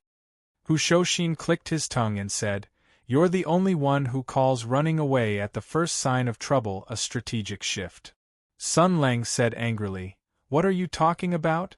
Do you even know how to fight a war? Do you think that fighting a war is all about rushing up and being reckless? Do you think that if you win, you'll be hacked to death? Do you know how to turn around? Look at how stupid you are. You must be a blockhead from the Vanguard Battalion. All you think about every day is charging. You have to know shame." Although the other party was talking nonsense, there was no way to refute him. Because at this point, if he continued to argue with him, this bastard would definitely get excited and say, "Hey, you still dare to talk back to your superior? Come, let's compare military ranks first, then look at military achievements, and finally count how many times I've saved you." Once he brought up old scores, it wouldn't just be embarrassing. Motherf * cur, so infuriating. Old who was depressed. He could only change his way of thinking to attack. Since he didn't have the upper hand from a military point of view, then he would change to a more advantageous field. He snorted and commented as a mature married adult, "You're still too young. One day you'll understand that running away won't solve any problems." Sun Lang laughed loudly and said proudly, "But this is what humans are like. They clearly know that there's no point in delaying a draft. Sooner or later, the editor with a shotgun will blast their door open with a C4. But before their head is blown off by a bullet, they still firmly believe that they can rely on their own efforts to overcome death and obtain freedom. This kind of courage that knows it's impossible but still dares to do it. This is the infinite possibilities of humans. Although I don't really understand, this seems to be a rather terrible behavior." "What are you talking about?" Sun Lang said angrily. "This kind of stubborn resistance and persistence of humanity is already comparable to the persistence of students who don't do homework even on the last day of the holidays." "Isn't that even worse?" Sun Lang said disdainfully.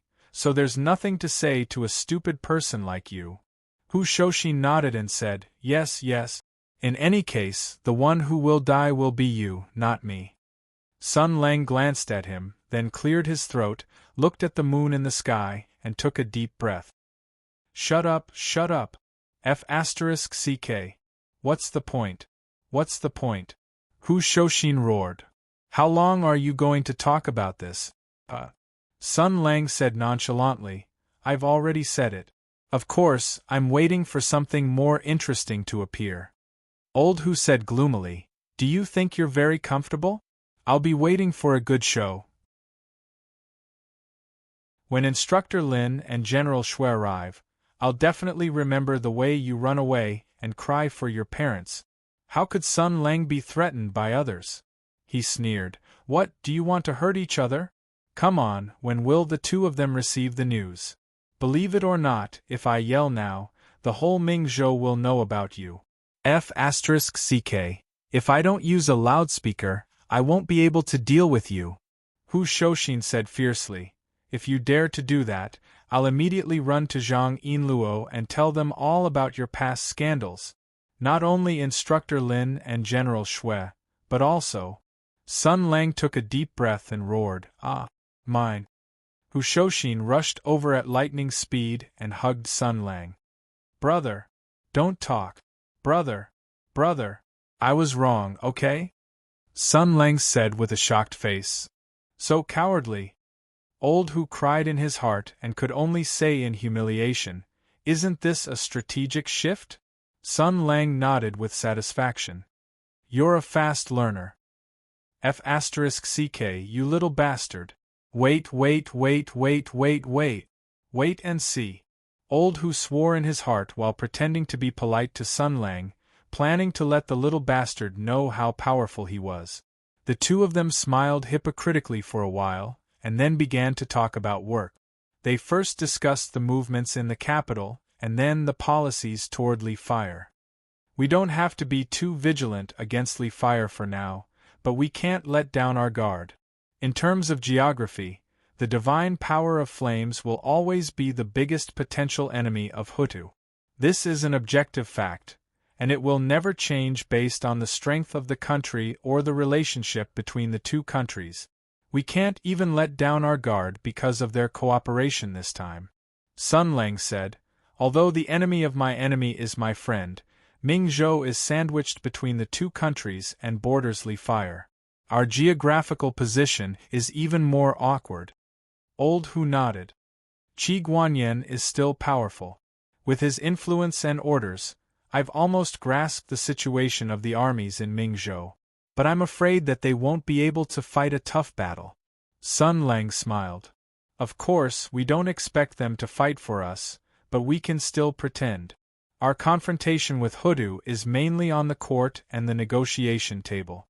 We can't start a war, and the other side doesn't dare to either. We only need to go with the flow.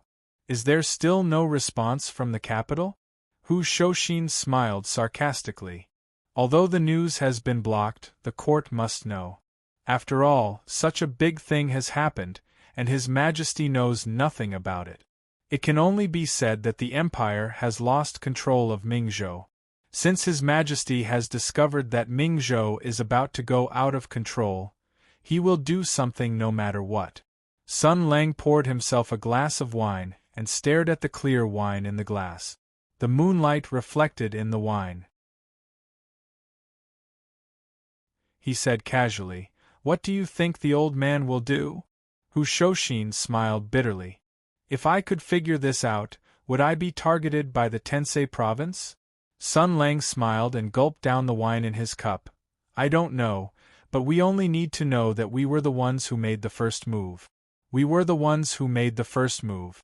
We were the ones who made the first move. We were the ones who made the first move. We were the ones who made the first move. The important thing is what we should do." Hu Shoshin asked, "Then what should we do?" Sun Lang put down the wine glass and said in a deep voice, "Do what you should do. You continue to reorganize Ming Zhou's military. We'll wait for Cao Patao to come back. As for me, I'll go discipline the troublemakers sent by Li Fire." Hearing this, Hu Shoshin's interest was piqued. "I heard that they are the most troublesome felons in Li Fire. What do you plan to do with them?" Sun Lang shrugged his shoulders. "There are many uses for them. Suicide squads, Ronin of steel, machine gunners. Since ancient times, felons have all been popular goods. These felons who have expelled themselves can be polished into the sharpest swords. Of course, they need to be polished with the most meticulous care." Hu Shoshin smiled. "Looks like you want to set up a unit. Have you thought of a name?" "Of course. Everyone in the 6 armies knows that I have a high taste in naming things." Sun Lang smiled proudly. Under Hu Shoshin's "I knew it" gaze, he said firmly, "The name of this unit will be the Arkham Red Armed Revolutionary Vanguard, or Arkham Squadron for short. According to the usual practice, there should be a sentence like, 'No one knows that the legendary unit that would be active in the decayed and backwardly fire Divine Right Nation in the future, that fired the first shot of the armed resistance of the Li Fire Divine Right Nation against the Burning Flames Order, and that brought freedom, equality, and hope to the oppressed Slaro people would sow the first seed on this ordinary night.'" After 5 consecutive hairpin bends, the wheel of history came rushing over like a wild dog that had escaped its leash. The next day, Sun Lang woke up early in the morning. Cao Patao was still not back. There was no telling what he was doing mysteriously. Sun Lang waited for a long time and chatted with Master Lu for a while. Yin Luo and Miss Zhao laughed and joked with him as usual as if nothing had happened. However, Sun Lang had a feeling that the two of them knew something. When he asked Master Lu, Auntie Lu also pretended that she did not know anything. She did not say anything and even said things like, "I'm very tight-lipped. Don't you know?" What she got in return was Sun Lang's, "Hey, I really didn't know you were so tight-lipped. Come and show me." Then, the 2 adulterous men and women started to play the Teletubbies' dirty game in broad daylight. Then, Courier appeared at a very suitable time. Master Lu tidied her soft hair and said calmly, "Since you have work to do, I'll leave first. Ping still has homework in the afternoon. I'll go and prepare." Mao Mei stared at Auntie Lu's departing figure, her eyes revealing the hunting instinct of a feline. Although this woman from the Empire didn't have a chest as big as hers, her legs weren't as long as hers, and her appearance wasn't that kind of peerless beauty. She didn't know why, but she always felt a huge threat from this woman. Sun Lang was very thick-skinned. Even if it was a pointless learning scene, he did not take it seriously. He whistled as if nothing had happened and asked, "What's wrong?" Courier also acted as if nothing had happened. she said. I just received news from the north that the criminals you want are about to arrive at the border between the two countries. It seems that there are many gulag purgatories that have been operated by the church for a long time in the snowfield north of Mingzhou, as well as underground molten acceleration networks that can move quickly. Otherwise, how could they have come so quickly? It seems that they are showing off and showing off. Sun Lang smiled.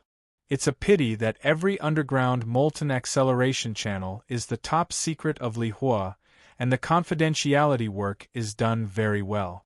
Otherwise, even if the devil ancestor was generous, he would not be willing to give out this kind of technology. But it did not matter. In the next few years, there was no need to use this kind of large-scale construction technology. While he was thinking to himself, Courier said, "How do you plan to deal with those criminals?" Old Hu has checked the relevant files, and I have also confirmed with Qi Guanyin. There are many prisons and prison camps that held the Sky Demon at the border. Sun Lang said, as if nothing had happened. 2 years ago, the Sky Demon held in these prisons had their heads blown up at the same time. They were all dead, so these prisons are useless. Most of them have been abandoned. Now is a good time to make use of them. Courier nodded. With the strict design of these prisons, it should not be a problem to hold them. Another troop will be stationed nearby, and it will be foolproof. But you won't keep them locked up forever, will you? Sun Lang said, "How can I? Let's dampen their spirit first, and then I will write a teaching material to rectify their lack of organization and discipline. First, let them understand the importance of collectivity and organization." Courier did not know whether to laugh or cry. Are you sure they will fall for this? No matter how vicious and evil they are still human. Humans always have weaknesses. According to my observations over the past few years, I have come to a more certain conclusion. That is, evil people are more likely to succumb to greater evil people. I am very interested in this. Sun Lang stretched out his right hand, spread his 5 fingers, and pressed his cheek. He said deeply, "And the darkness in my body is about to be unable to be suppressed." Ha ha ha ha ha. Sun Lang let out a strange laugh and walked away. Courier sighed. "Even if you say so," she took out a list of names from her pocket. Looking at the names and brief introductions on it, even the ruthless and decisive Russian girl showed a headache. A crazy man who is obsessed with his sister and has serious hallucinations. A traitorous general who has committed war crimes and plotted to overthrow the country. An elite gun-wielding priest in the former special forces of the church. A crazy and cunning bounty hunter who has committed all kinds of evil. Spirit of the flame above, how can these crazy people fall for that? Sun Lang was full of confidence. He was currently thinking of the specific process of socialist reform for those poor people from the backward fire of fire. In short, he had to let them bathe in the glory of democracy and freedom, completely turn over a new leaf, and become good people who would benefit the world. But how does the saying go? Plans are always faster than changes. It was almost evening, and Chow Patao finally returned. Like Sima Ping, she first went to the immortal fishing house. After discovering that there was no one there, she actually relied on some kind of terrifying instinct and found the way to Marquis Jingon Manor. She indeed had a deep bond with Sun Lang. General Zhao Yunlong, who carried a long spear on his back, was full of heroic spirit and had a cold expression. The moment he saw Sun Lang, he smiled like an Akita. He rushed over in a big stride, stretched out his arms, and directly picked up Sun Lang and spun him around twice. When he put him down again, his little face was already red. Relying on her own profound and vigorous martial arts, she could forcibly resist Sun Lang's great protective power. But it was only forcibly resisting. Too intimate contact would still cause some indescribable things to happen. Sun Lang looked at the little friend in front of him and smiled. "You're back. I missed you very much these days." Zhao Yunlong nodded repeatedly. "I also missed you very much. I dreamed of you every day. Sun Lang smiled. You haven't eaten yet, right? Go and take a bath first, and then, before he finished speaking, Chow Patao's expression changed, as if he thought of something. He said to Sun Lang solemnly, Wait. Sun Lang. Something big has happened. Something big has happened. Sun Lang tilted his head. What's wrong? There is a teaching. Even a wise man's 1,000 considerations is bound to make a mistake. There is a teaching. Ming Zhou's marshal raises his banner, Ho Tu Empire is in turmoil. After all, what did Zhao Yunlong say? Listen to the next chapter to break it down.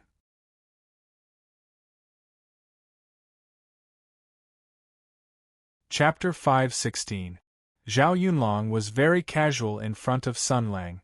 But after all, she was the general of Songzhou, who was in charge of military power. She was the commander of a military region on the same level as Qi Guanyin.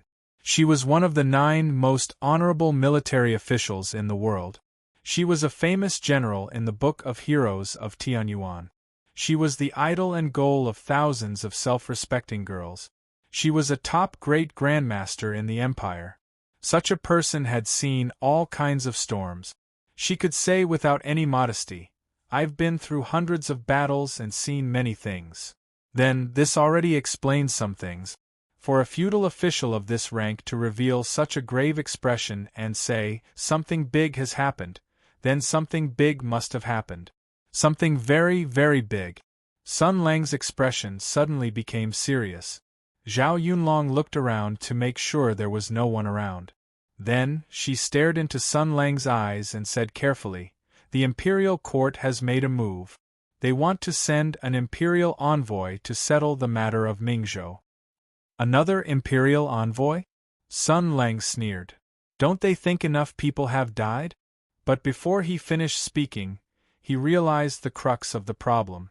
Since Qin Hui's halberd had sunk into the sand, since the Xianjiao army had been completely wiped out, since the court already knew that the situation in Mingzhou was delicate and unstable, and that it was a place of no return, what was the use of continuing to send useless imperial envoys? They couldn't send people they didn't like to die to get rid of dissidents, could they? Wait, this seems to be a little interesting. But the possibility of this is not very high. The more likely possibility is, Sun Lang said indifferently, that is to say, the imperial court or the old emperor thinks that the people sent this time can open up the situation and solve the problem. In other words, the people sent this time either have a lot of face or are very capable. They won't die for no reason. Is it my old friend? No, I'm afraid not, because you said something big has happened. That is to say. His expression was a little strange. He said in a low voice, Is it her? Zhao Yunlong and Sun Lang had known each other for a long time, so they had a very good tacit understanding. While looking at him worriedly, Zhao Yunlong whispered, Yes, I received a secret report that General Tensei has left the capital and went back to Jiangbei. Sun Lang fell into silence. His gaze wavered for a moment. 8 years for a woman. Their fates had been changed, their lives had been tampered with, and they had been used mercilessly. They had been used as tools and chess pieces. They would never be accepted, never be recognized, and would always be on guard. He couldn't forget her. Even if he chopped her into minced meat, he wouldn't forget her. He couldn't let her go. Even if he had to destroy everything she had, he couldn't let her go. The conspiracy 2 years ago turned out to be a deliberate ploy. From that moment on, the hatred was forever rooted. The two sides were destined to fight to the death, unless one side fell forever. Everyone knew that the next game would be a gamble with everything in the country. Sun Lang wanted to take back everything he had given. He had brought peace to the country, and he had the right to take it back at any time. And she actually dared to appear in front of me. She actually dared to appear in front of me. She actually dared to come. Sun Lang took a deep breath and slowly said, Good, good, good. Blazing anger burned in his eyes, and his hands trembled uncontrollably. Of course, this wasn't fear, but excitement. When Zhao Yunlong saw Sun Lang like this, he reached out and pressed on his shoulder. Sun Lang, calm down. I'm very calm. I can't be any calmer. Sun Lang's voice was incomparably low, as if whispering from hell. 2 years, I've endured for 2 years. No matter where I am, as long as I look in the direction of the capital, I can think of her. How many times have I thought of rushing into the capital to pull her out and tear her to pieces? I've counted with my fingers how many days are left until the 3-year agreement. Ha ha ha ha ha ha ha, he laughed wildly. This time, it's not that I didn't keep my promise. This time, she's the one who delivered herself to me. When Zhao Yunlong saw that Sun Lang had lost his composure, he circulated all of his true qi and roared, Sun Lang. This voice was like a thunderstorm in midair. The sound waves swept out, shattering all the vases and porcelain in the room. Even the tiles on the roof were buzzing. Zhao Yunlong's lion's roar was at full power, and even Sun Lang couldn't take it lightly. Sun Lang was shaken. He was stunned for a moment, then he picked his ear and flicked a small piece of earwax to the side. He stared at Zhao Yunlong and asked, "What's wrong?" When Zhao Yunlong saw that he had calmed down, he softened his voice and said, "You're already not calm at all. A weapon commander can't launch an attack in anger. This is what you taught me. Why can't you do it yourself?" Sun Lang retorted, "How am I not calm?" Zhao Yunlong sighed. "Just now, you were able to deduce who the person was based on what I said. With your intelligence, you could clearly think of more, but you've already been blinded by hatred. Sun Lang, have you ever thought about it? With that woman's prudence and intelligence, she clearly knows that you want to kill her, yet she still dares to swagger over here. Doesn't she have anything to rely on?" Sun Lang said coldly, "It's nothing more than 100,000 elite soldiers and 1,000 good generals. If numbers were useful, then ants would be able to rule the world.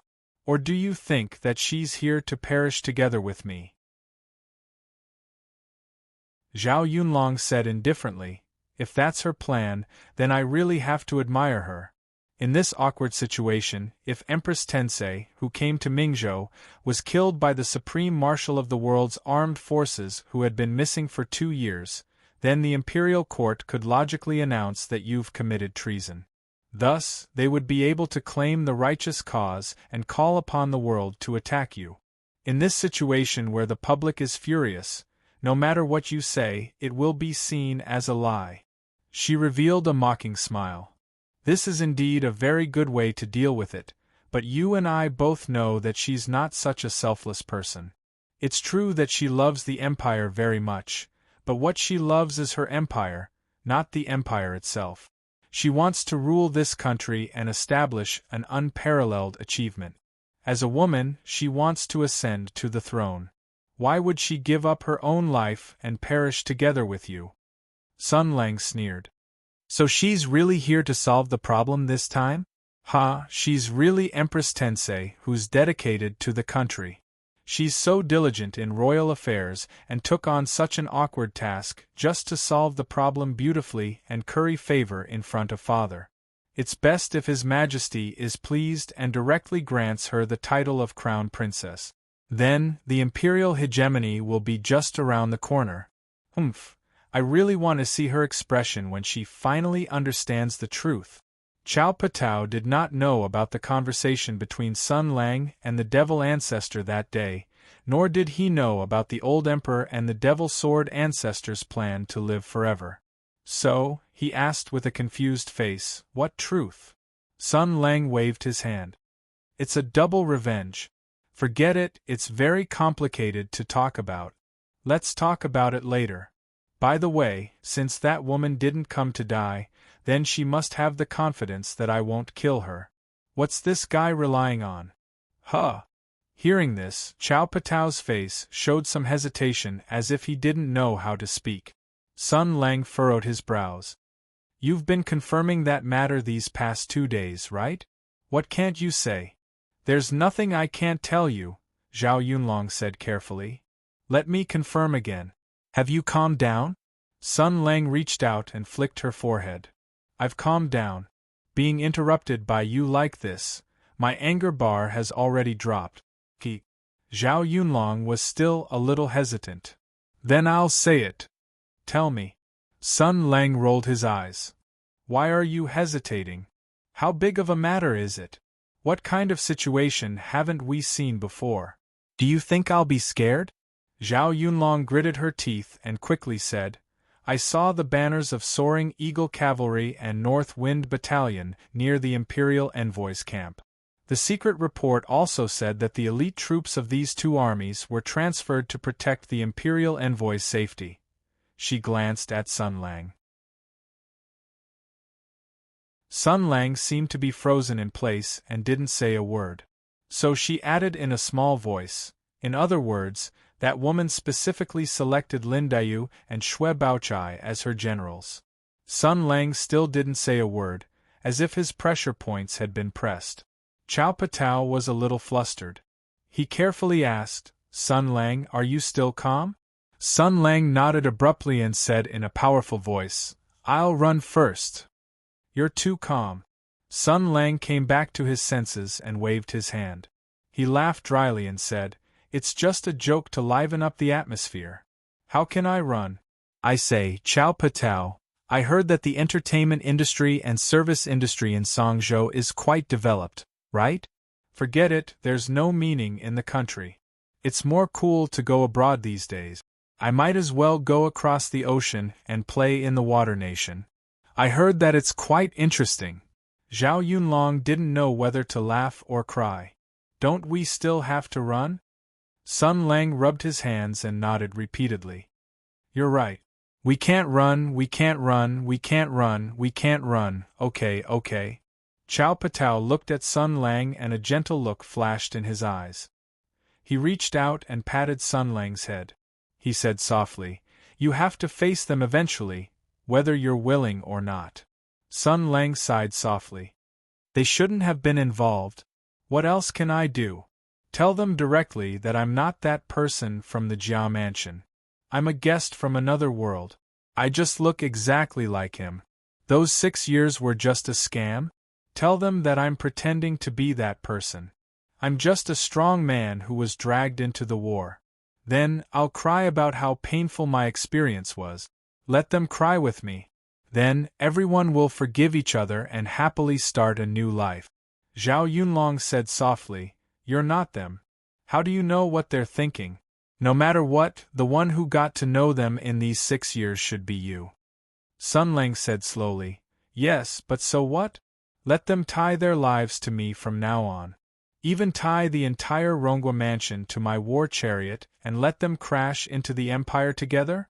I don't want to have anything to do with the Jia mansion anymore, let alone this kind of thing. Chao Patao smiled and shook his head. You're always unable to harden your heart. But how can you have your cake and eat it too? The reason why that woman brought the two of them here was probably because she knew your weakness. If she wasn't afraid of you flipping the table, she wouldn't have used such a gentle method. Given her personality, she would probably have dragged all the old and young of the Rongwa mansion onto the prison cart and pushed them all to Mingzhou. A cold glint flashed through Sun Lang's eyes. He said indifferently, She wouldn't do that. We've fought side by side for so many years. She knows my style very well.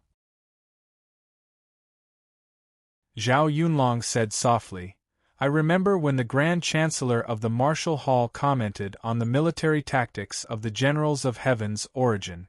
Your comment was only one word, ruthless.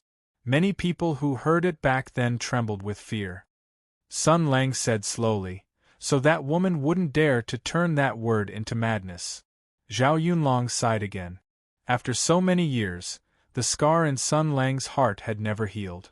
The more straightforward he appeared on the surface, the more twisted his heart was. Unfortunately, she couldn't change all this despite trying many methods. She could only say, So, what do you plan to do? Sun Lang said decisively, Run. Stop fooling around. Zhao Yunlong waved her hand. We're talking about serious business. Sun Lang said seriously, I'm not joking. Now the imperial court, or that woman, is trying to establish a channel of dialogue with us and put things on the table. This is the other party's request and this is our initiative. So, the longer we delay this matter, the more space we have to operate. Zhao Yunlong said helplessly, maybe that woman has already calculated this step? She thinks that if she brings Lin Shui here, you'll probably run away. Although this is indeed like what you said, and can continue to expand the advantage, don't forget that the woman is still in Mingzhou. If she wants to play some tricks or make some tricks when you're not here, I'm afraid that no one in Mingzhou can be her match. Sun Lang smiled, revealing a smile that Chao Patao was very familiar with. He touched his chin and sneered. I haven't seen her for a long time. Her ideas are still so beautiful, but her methods are still so crude. Chao Patao, as a runner who is better than a Hong Kong reporter, I need to teach you some new skills, he said proudly. You have to know that even if you want to run away, there are many ways to run away. For example, running away directly is the most irresponsible and useless way, and I won't do it. The real escape is the one that brings happiness to everyone. For example, first crush that woman's plan and make all her naive and childish plans fail. At the same time, she completely avoids the scene of Bai Shui and avoids meeting her ex-girlfriends. Finally, she ends it perfectly and leaves gracefully. She passes through the Azura field without a single blade on her body. Chao Patao's eyes lit up with excitement. After all, during the war, she was like a little tail behind Sun Lang's butt. The two of them went out to cause trouble every 2 to 3 days and did many immoral things. The number of sky demon who were tortured by them was probably in the tens of thousands. Do you want to cause trouble? Sun Lang gave him a thumbs up. Make it so that she can't even have her period bleeding. Zhao Yunlong didn't feel any pressure from such a vulgar and disgusting way of saying things. The general of Songzhou waved his fist and said with an excited expression, "Good.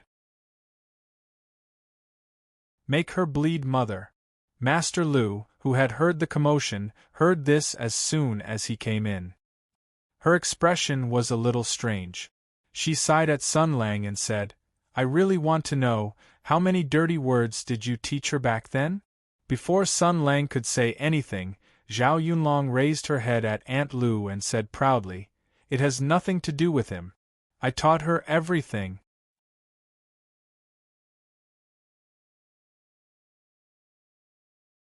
Chapter 5:17.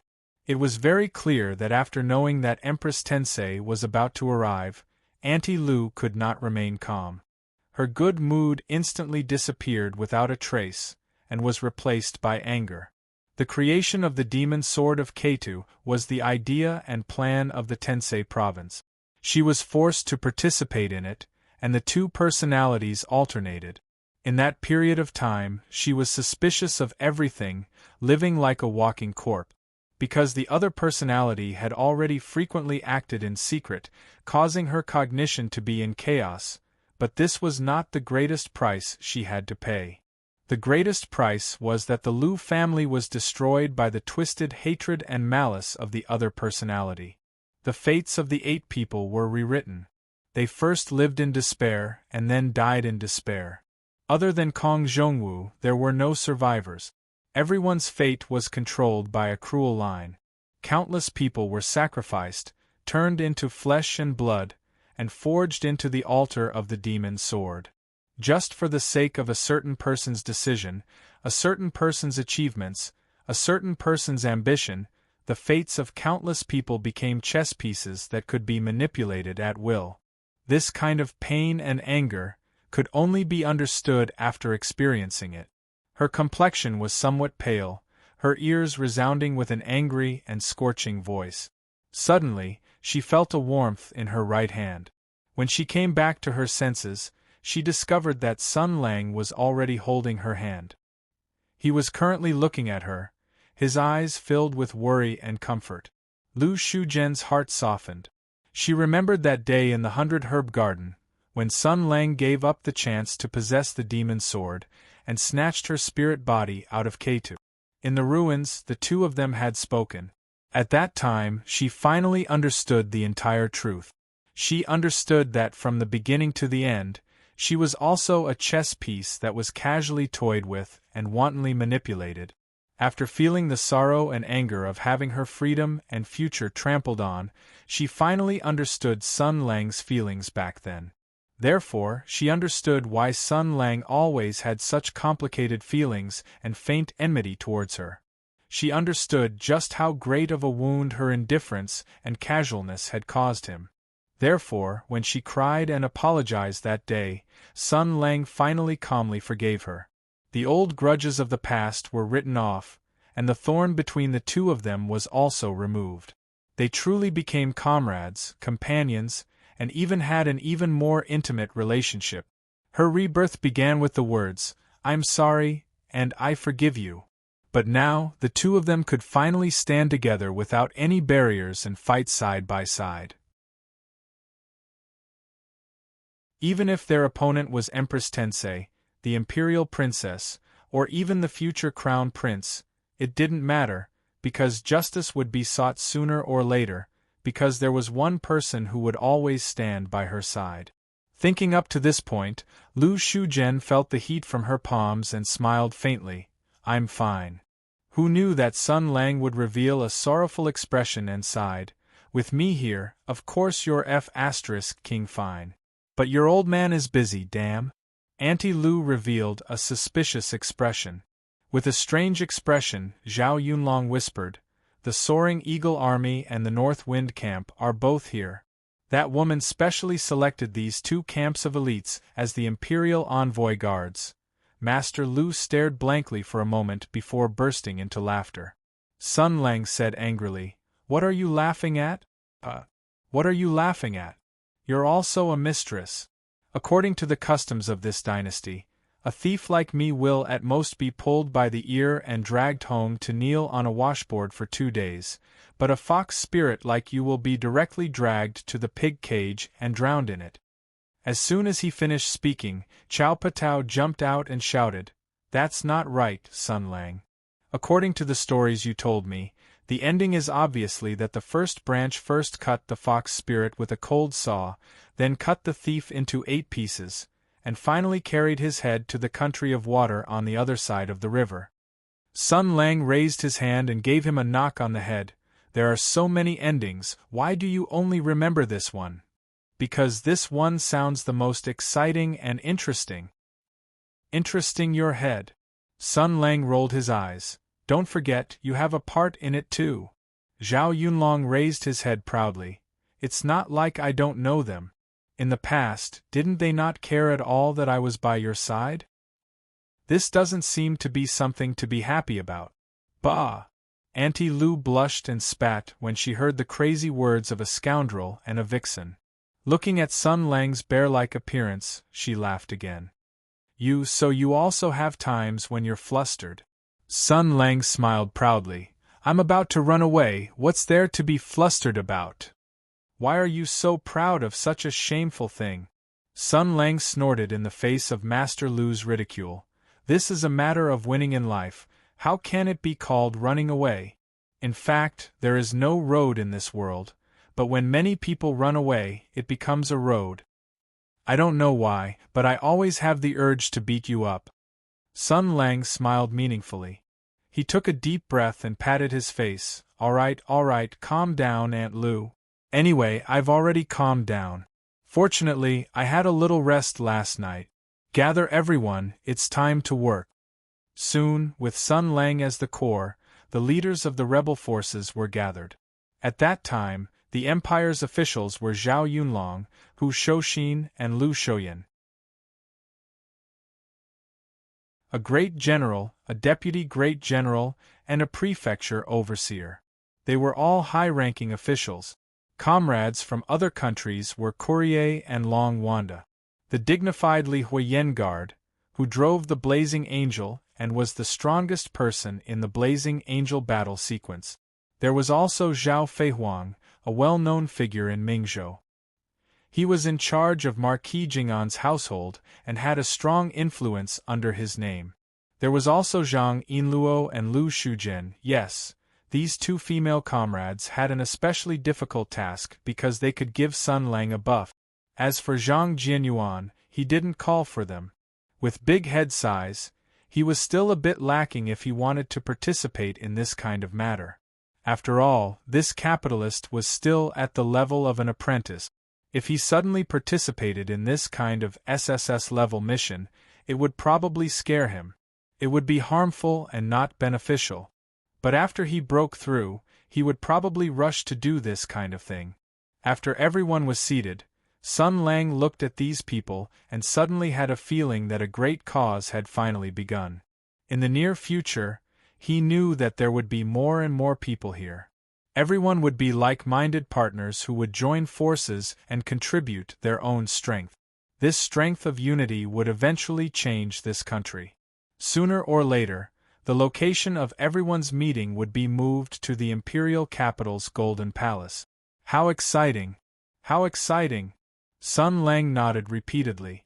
Just as his imagination was running wild, everyone was greeting each other, mainly to welcome Zhao Yunlong. Miss Zhao and Yinluo knew Chao Patao.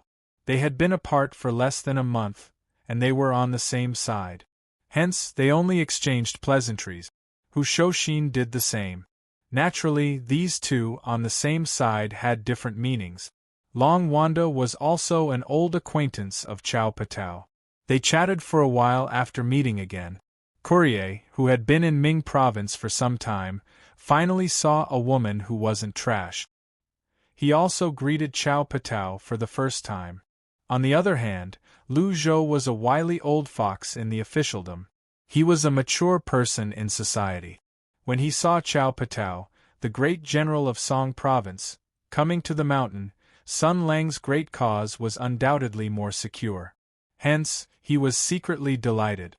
He greeted Chao Patao solemnly and said something along the lines of "I've heard a lot about you." Sun Lang saw this in his eyes and remained silent. Hu Shouxin leaned over and whispered, "What's on your mind?" Sun Lang said solemnly, "I think we can build a huge round table that can accommodate 100 people. Everyone can sit around the table and speak freely.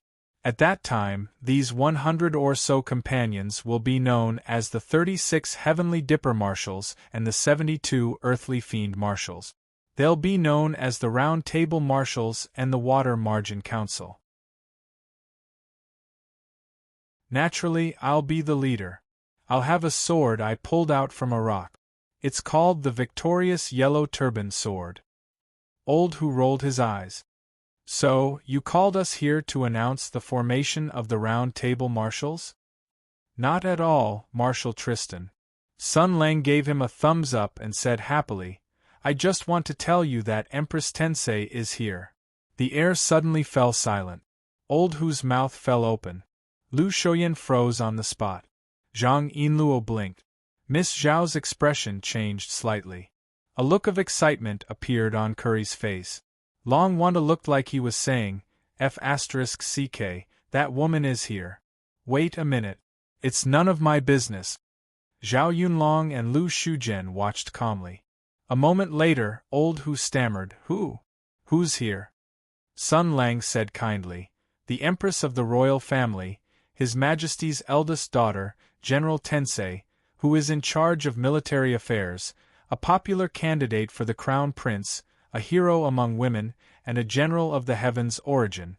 Who do you think it is?" Old Hu stood up abruptly and almost knocked over the teacup. He exclaimed, "Is she tired of living?" Sun Lang's face froze. Then, he said as if nothing had happened, "Obviously not. Since that woman dares to swagger here, it can only mean two things. First, she wants to talk to us. Second, she has someone to restrain me. Don't worry, there's nothing to be afraid of. This is both the final test and our opportunity. As long as we settle this matter, Mingzhou will usher in a period of stable development."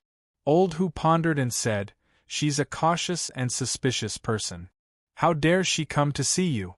That is to say, she has absolute confidence that you won't kill her. Then, her backing." Sun Lang interrupted him. "Don't make wild guesses. I'll go and see for myself." Old Hu, you don't have to think about these nonsensical things. Don't jump to conclusions. Do your job well. Old Hu was a little confused after being criticized for no reason. Then, he heard Sun Lang continue, cheer up. Don't panic. We're very steady. If we can't handle it, we can ask Taoist Bai Shui and Wan Yuanzhong for a joint buff. Okay, let's assign the task. He looked at Long Wanda first. You go and deliver a letter. Long Wanda was stunned for a moment and asked, to whom? Sun Lang said concisely, give it to Qi Guanyin. Tell him that the Empress concubine is here. Tell him to do as he sees fit. Just bring this message. There's no need to say anything else. Long Wanda was a little unhappy with Qi Guanyin, but he knew that this was a serious matter, so he agreed. After all, he had a grudge with Qi Guanyin. When Qi Guanyin was a henchman in Tensei province, he had led troops to cooperate with Courier to encircle and suppress him. There was no doubt that they had a grudge. However, the situation changed and Qi Guanyin suffered a series of setbacks. Even Long Wanda, a staunch member of the FFF, felt a little sad when he heard about the matter between him and the Wang family. After dealing with his wife's funeral, Qi Guanyin had specially come to Long Wanda to be dealt with. Looking at him, how could Long Wanda have the nerve to say anything? Thus, the grudge between the two came to an end. But after all, Qi Guanyin still owed Long Wanda a big favor. It was just right for Long Wanda to make this trip. After receiving the order, Long Wanda immediately went out to summon a seraph and flew away. Loners were known for their high speed and endurance, so it was very fast to deliver a message. Sun Lang then looked at Old Hu. Qi Guanyin is most likely not willing to come, but he will still come. However, I don't plan to let him go with me to fight against Empress. His mission is to stay in Mingzhou and stabilize the morale of the army with his prestige. As long as the army did not fall into chaos, Mingzhou would not fall into chaos. Old Hu understood the meaning of the song. He was honest and simple, and he felt that Mingzhou's general had always been Qi Guanyin's, so he was not attached to this position. He nodded and said, "Got it? What should I do?" Sun Lang smiled. "Old profession. Send your men out." Old Hu also smiled. With the tacit understanding between the two of them, saying this sentence was enough. "Got it." Sun Lang then looked at Lu Shoyan. "Lord Lu, thank you for not abandoning me and thinking highly of me. This is a serious challenge. I hope you are ready." Lu Shoyan's initial panic had already calmed down. He said calmly, "Don't worry. With General Hu as an example and General Qi as a lesson, this official has long since seen Empress's methods." At the same time, this sentence was enough. Sun Lang nodded. "Good. You are the governor of Mingzhou, and your mission is to maintain the stability of the rear. Lord Lu, you are the head of Mingzhou's civil officials. This is the best time for you to display your authority and win the hearts of the people. I don't want to see the Wang family kidnapping Mingzhou's officials a second time. Do you understand?" Lu Shoyan understood, and a murderous look appeared in his eyes. Even Empress had come, so what else was there to worry about? He said directly, "I'll let the marshal know that this official was once an imperial censor." Sun Lang smiled and said, "Then, I'll leave it to you." Then, it was Miss Zhao's turn. He smiled and said, "These days, it's annoying to deal with those pig-headed nobles who have come to curry favor with you, right? Now, it's time to eliminate the dissidents and fish for the law. Do you understand?" Miss Zhao immediately understood. A malicious smile appeared on her face. Whether it's doing business or establishing a family business, the fastest way to develop is to swallow the fruits of others. "I understand." Sun Lang looked at Zhang Yinluo. "The Marquis of Jing'an's mansion is limited in size, and we can't eat too much. We'll involve the Zhang family in this. Yinluo, go back and greet your grandfather. Tell the embroidery hall to come as well. Magistrate Lu can help mediate as well. You'll have to feed your subordinates as well. Everyone, it's time to reshuffle the cards in Mingzhou. Yinluo nodded and asked, What about you? Sun Lang smiled and said, I'll go and welcome the guests, of course. Otherwise, it'll be impolite. Chao Patao leaped up excitedly. When are we leaving? No, you'll stay and look after the residents, Sun Lang said. I have a group of more suitable candidates.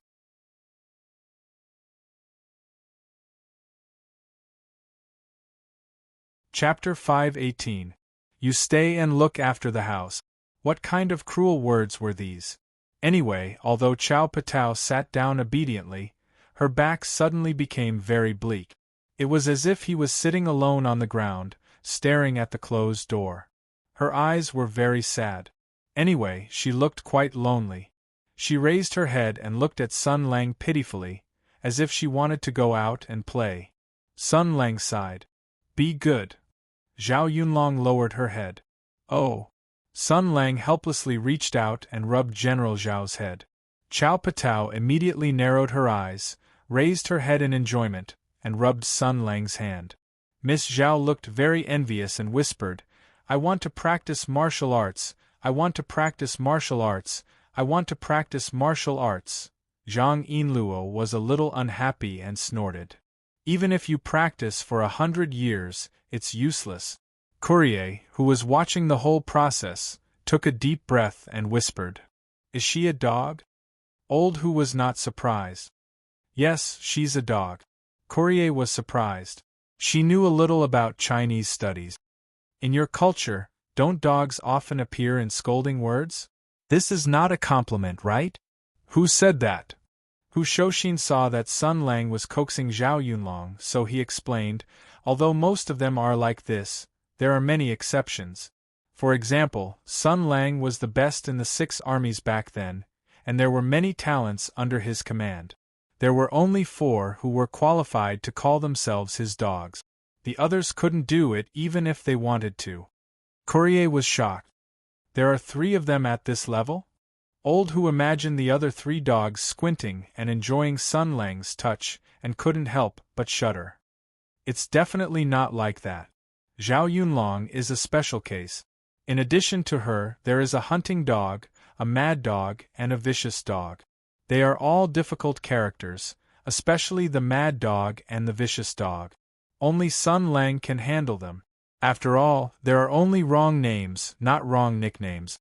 Sun Lang was almost appeased. Looking at Chao Patao's face, a red cloud appeared on her face. If he touched her again, she would probably lie on the ground with her paws facing the sky and her belly exposed. So he pointed at Courier. It's your turn. Courier was in a daze while looking at Zhao Yunlong's appearance. Hearing this, he said in shock, I have to touch her too? Old Zhao, who was still drooling while leaning on the chair, suddenly had a sharp look in his eyes. He straightened up and glared at Creel. Dream on. Dream on. Zhang Yinluo snickered. Courier regained her senses and realized she had made a huge mistake. She glared at Zhang Yinluo before glaring back at Chao Patao. Then, she stood up and said, Give the order. Sun Lang said, Go to the north and receive the goods sent by Li Hua. Lu Zhou and Old Hu have given you their orders, right? Settle them down. I have great use for them. Courier mulled over this for a moment. She understood Sun Lang's intention. You're thinking of, Sun Lang said. That's right. This is a great opportunity. We have to set some rules for them. Mao Mei nodded and said, I understand. I'll do it right away. Courier glanced at Chao Patao one last time before she pushed the door open and left. She summoned the death messenger to take off. It seems like she's realized the problem of their roles overlapping. Sigh. Women like to think too much. Is Sun Lang the kind of person who pays attention to the depths of others' hearts? He's clearly a superficial man who only looks at the surface. This unique golden-haired, milk-colored Gundam pilot is simply a man's romance. Sun Lang smiled nonchalantly.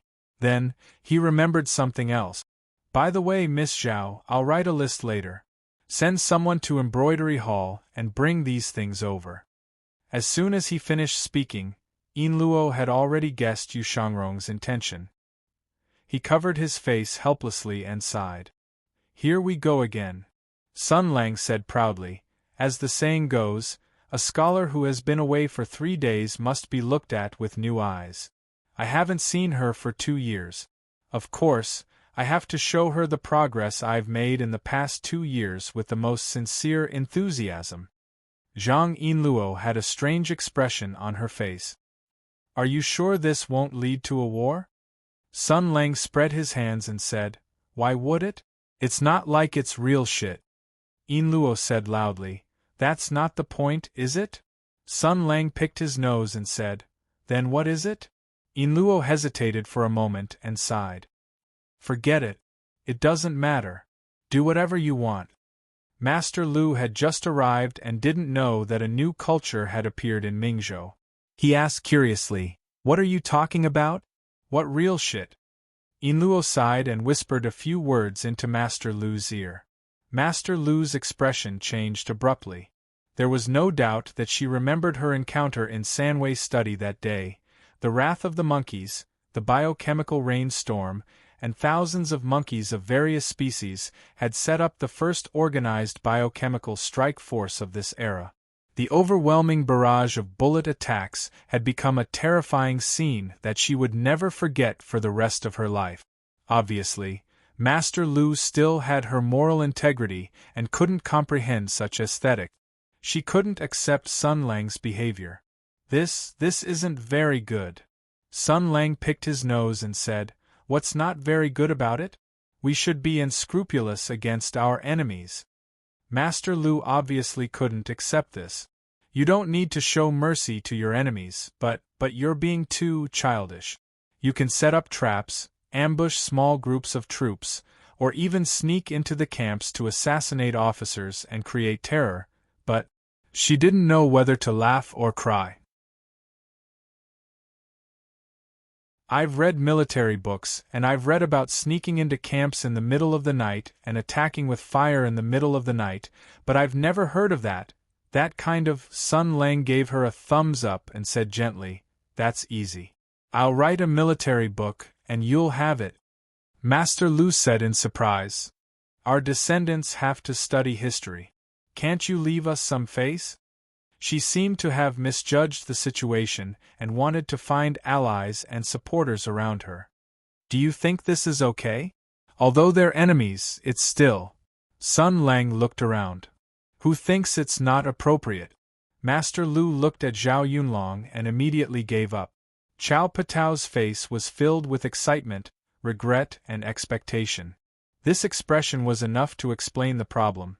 She was obviously used to following Sun Lang around and causing trouble. Zhao Feihuang spoke up. She also had some grudges with Empress. "What's not appropriate?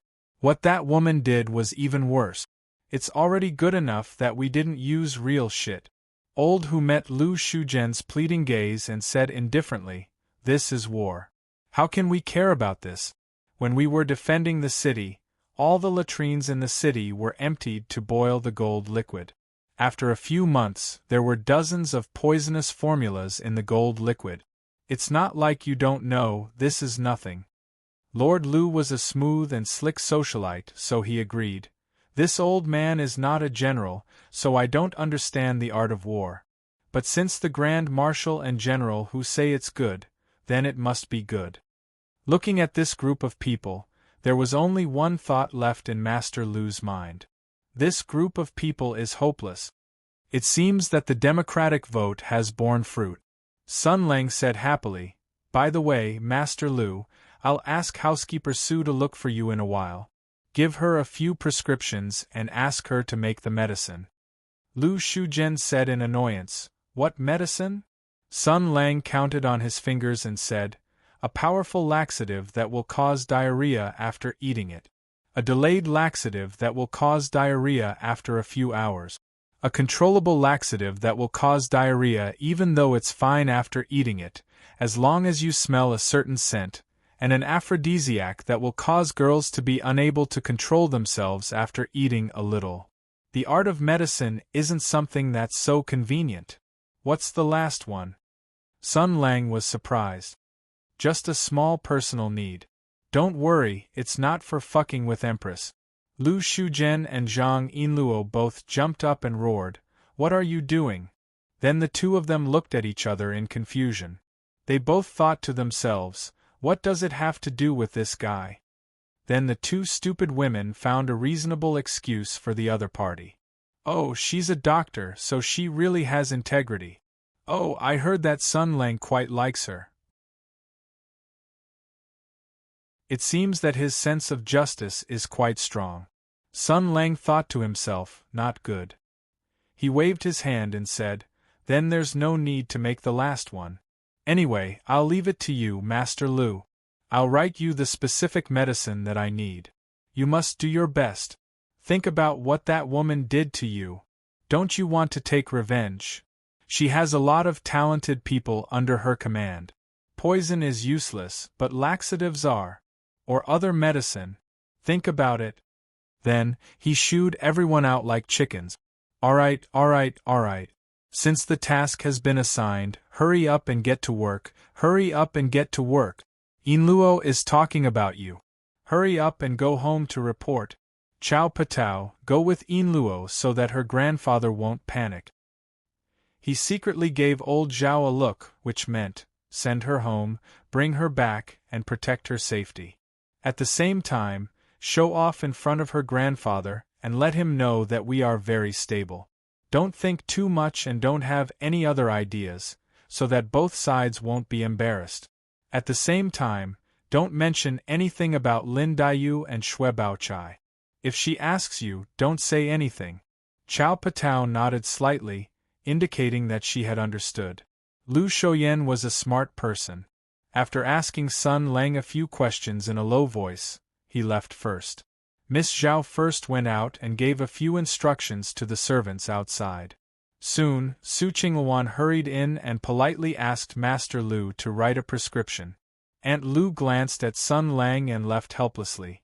So only Sun Lang, Miss Zhao, and Hu Shouxin were left in the room. Miss Zhao turned around and did not avoid old Hu. She directly asked, Sun Lang, don't we need to send people to keep an eye on Zhang Jianyuan? Sun Lang was silent for a moment and then calmly said, of course we need to keep an eye on him. I know the nature of capitalists, and they won't ask too much of humans. I won't let him directly follow me to attack Empress. This is protecting him, but he must at least have the most basic integrity and spirit of a contract. Do you understand? Miss Zhao smiled. I understand, just leave it to me. In Sun Lang's plan, Marquis Jinggan Fu was destined to become Embroidery Hall's competitor. They would check Zhang Jianyuan, remind Zhang Jianyuan, and pay attention to Zhang Jianyuan. After Miss Zhao left, Sun Lang silently smiled. Ever since 2 years ago, he found it very hard to trust a person. He returned to his senses and looked at old Hu. Why aren't you leaving? Old Hu rubbed his chin and stared at Sun Lang. He muttered, I seem to have understood something. What is Empress relying on? Why does she feel that you won't kill her? Why is she so confident? Did she bring a lot of experts? No, she should know that it's useless. He suddenly realized something and an extremely ugly expression appeared on his face. Yes, it was too dirty. An expression of surprise, of shock, of being prepared to watch a good show. You also have an expression like today, an expression of turning over a surf and singing a song, an expression of taking revenge, an expression of revenge. It was simply too dirty. Sun Lang did not say anything and circulated his qi in his dantian. Hu Shouxin was greatly shocked and reached out to cover Sun Lang's mouth. He said in a flustered and exasperated manner, You still dare to be so arrogant. You're also about to die. Do you believe that I? Sun Lang fiercely said, I can F*** king run. How can you F*** king run? Wherever this old man runs to, I will let your deeds float there. Let's start with this Marquis Jinggan Fu. My wife. Stop. Old Hu sadly discovered that the vigorous resistance movement was once again suppressed by a certain shameless fellow. He said in a low voice, "I won't say anything, all right? I won't say anything. Don't make a fuss. Let's talk properly, all right?" Sun Lang began to raise unequal conditions. "You have to help me cover up in front of Yin Luo and the others." Old Hu nodded like he was pounding garlic. "Yes, yes, yes, yes, yes, yes." Sun Lang continued, "After I run away, the two of them will enter Mingzhou. If they have a conflict with Marquis Jinggan Fu, you have to remember to stop the fight and remember to say good things about me, do you understand?" Old Hu sorrowfully said, Okay, I know. Don't worry, don't worry." Sun Lang reached for a yard after getting an inch, saying, "If the matter is exposed and I'm caught red-handed, you have to help me stop them and create an opportunity for me to turn around." Old Hu could not bear it any longer and roared, "Just kill me!" "All right, I admit that this condition is indeed rather harsh." Sun Lang readily accepted. "All right, you don't need to do this. I'll go find Taoist priest by Shui for consecration." "All right, Old Hu, you can go busy yourself. AI, in the end, it's still the old brothers from back then who are loyal and loyal." Scram! Sun Lang laughed as he scuttled out of the door. Old Hu sulked for a long time and sadly discovered that he had been completely schemed against by Sun Lang. At this time, even though both sides had something on each other, Sun Lang's side was undoubtedly more fatal. "I really had nothing better to do at that time," the temporary great general of Mingzhou, Hu Shouxin, let out this sigh. "However, it really came." He said in a low voice, "Lin Daiyu, Shui Baochai, Rongua Fu, Ningua Fu. You guys are probably Sun Lang's last connection to the past. Me, Zhao Yunlong, Lu Shuzhen and the other fellow soldiers, we've all formed a friendship with Sun Lang over the past 6 years. No matter what his name is, we'll all stand by his side. Only you guys remember, is it him or a soul that has already died? I hope you guys can figure out this matter soon, otherwise—" he raised his head and faintly said, "Otherwise, even if we don't act, someone will act sooner or later. After all, the so-called mad dog will bite anyone it catches. There are only wrong names, but no wrong nicknames."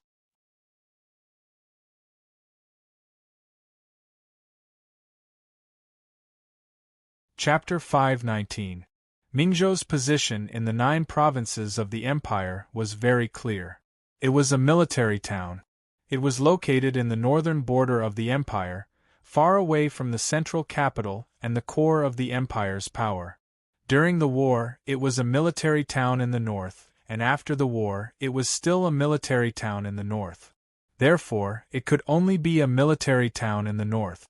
After the war ended, its function as a military town had perfectly changed from defending against the Sky Demon to defending against the Russians. After all, there was a group of Russians who believed in the spirit of fire squatting in the ice and snow of the north. The cultural atmosphere and ideology of a theocratic country were incompatible with that of a centralized imperial country. The officials of the imperial court looked at their neighbors in the north as if they were looking at a group of idiots who only knew how to fan the flames. Their actions were illogical, so it was natural to be on guard against them. Other than being used as a defensive fort by the imperial court, Mingzhou was also in an awkward situation. Not only was it cold, but its people were also simple and upright. Their simple character meant that they didn't like doing business, so business was not good. If business was not good, then entertainment was not good either.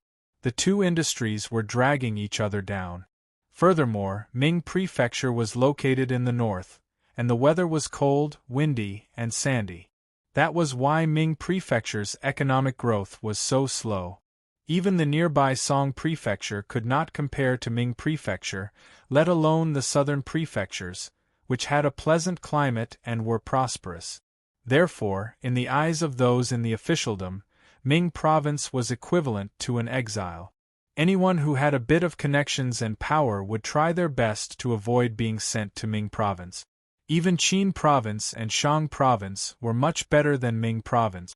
It was also because of this that the Tensei Province did not pay too much for Qi Guanyin to become the great general of Mingzhou.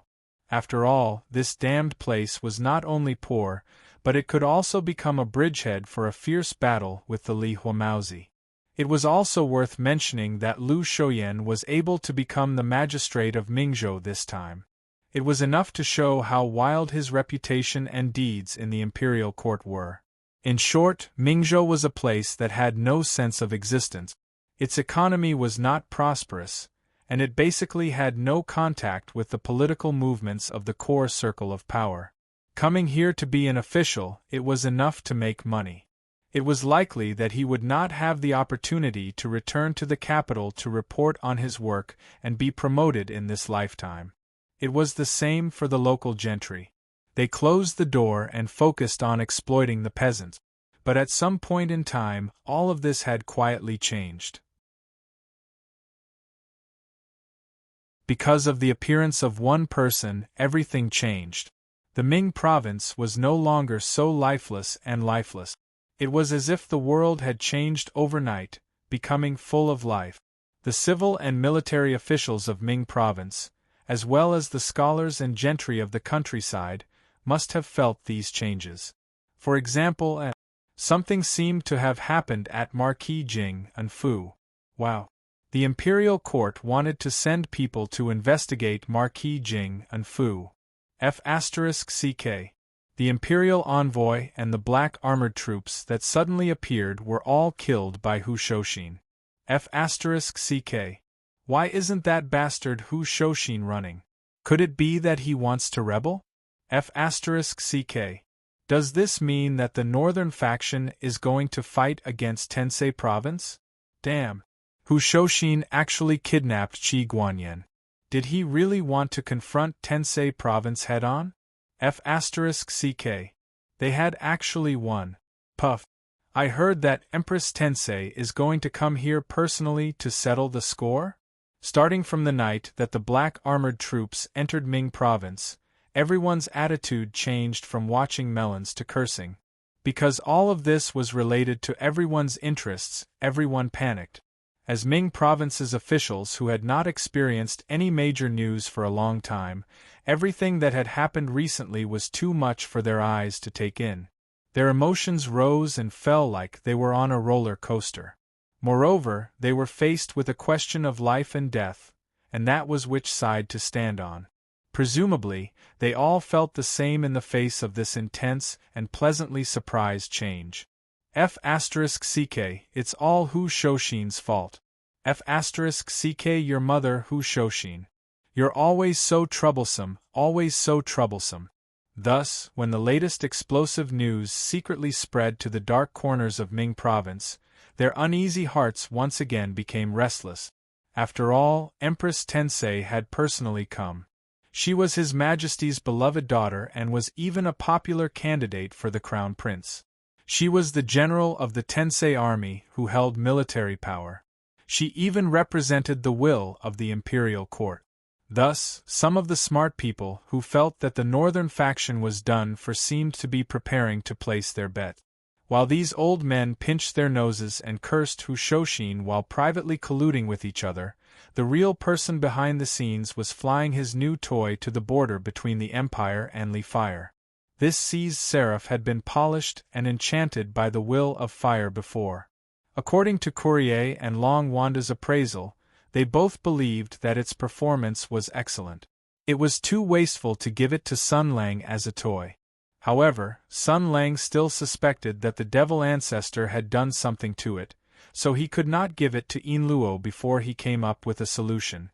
By the way, the naming problem of this body had not been solved yet. Sun Lang had previously announced that it would be named Old Popsicle, but he was forced to give up by Yin Luo. Ming Province must be in a mess now, Sun Lang said in the short-distance communication channel of the Seraph. Miss Zhao, Lu Zhou, and Old Hu have released the news that Empress Tensei is about to come to Ming Province through their own channels. The expressions of those officials must be quite interesting. Courier replied, "It's just as well. Those old forces in Ming province are like cannonballs that have passed their maintenance period.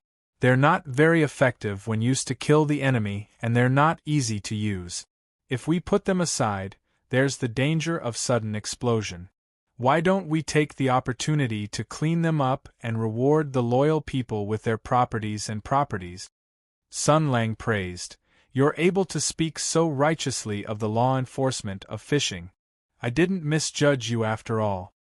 Then, he suddenly sighed and said pretentiously, "Sigh, I didn't want to do this either.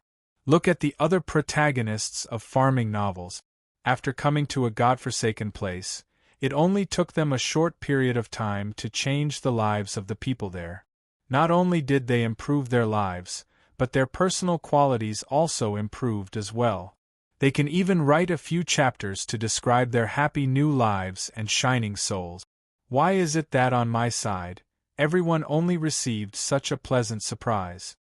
Courier drove the death messenger and followed Sun Lang at a leisurely pace. In terms of driving skills, she was much better than Sun Lang. Mao Mei said indifferently, "Although I don't know what a farming novel protagonist is, I think I understand what you're trying to say. It's probably because you only want to cause trouble from the beginning."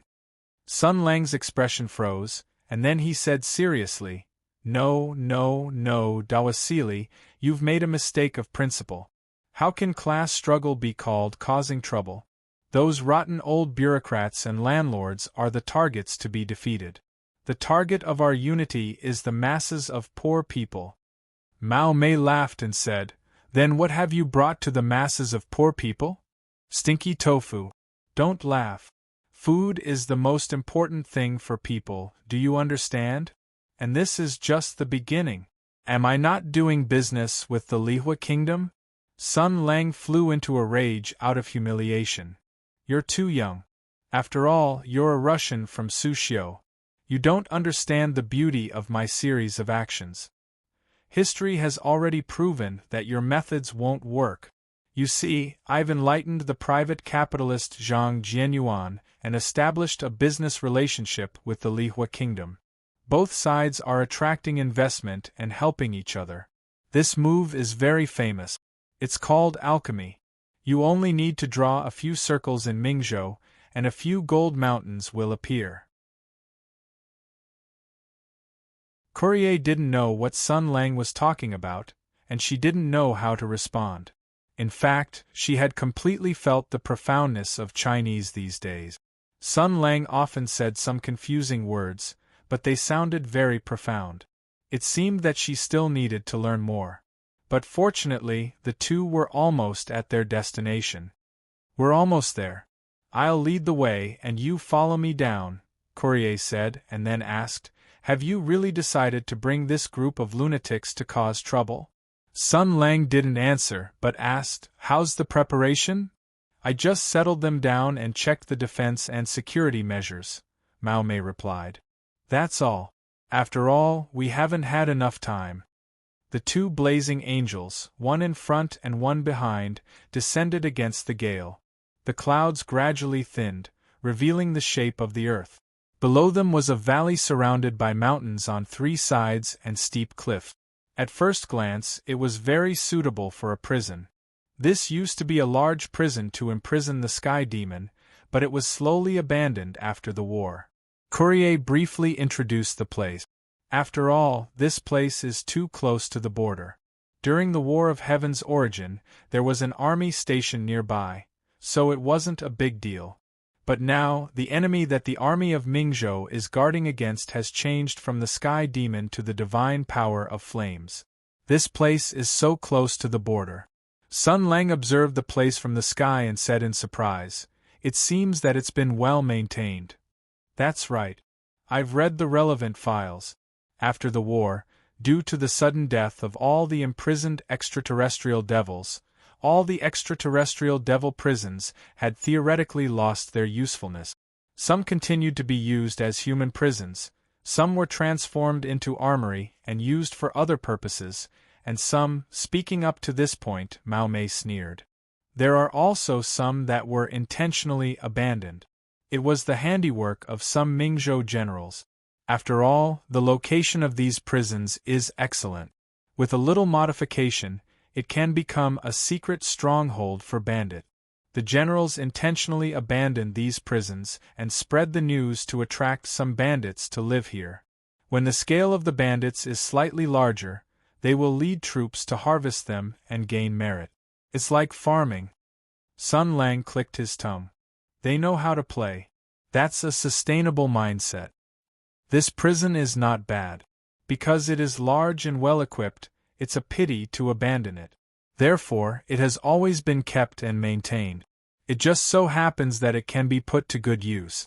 The two of them talked as they rushed down the clouds. The propulsion engine spewed out flames in the opposite direction. The two blazing angels slowed down and landed. A camp had already been set up at the entrance of the valley. Very soon, sentries whistled over. After verifying their identities, the two blazing angels walked through the camp gate under the watchful eyes of the guard. After entering the heavily guarded valley, they soon saw the decently sized prison. The main body of the prison was connected to the side walls of the valley and half embedded into the mountain.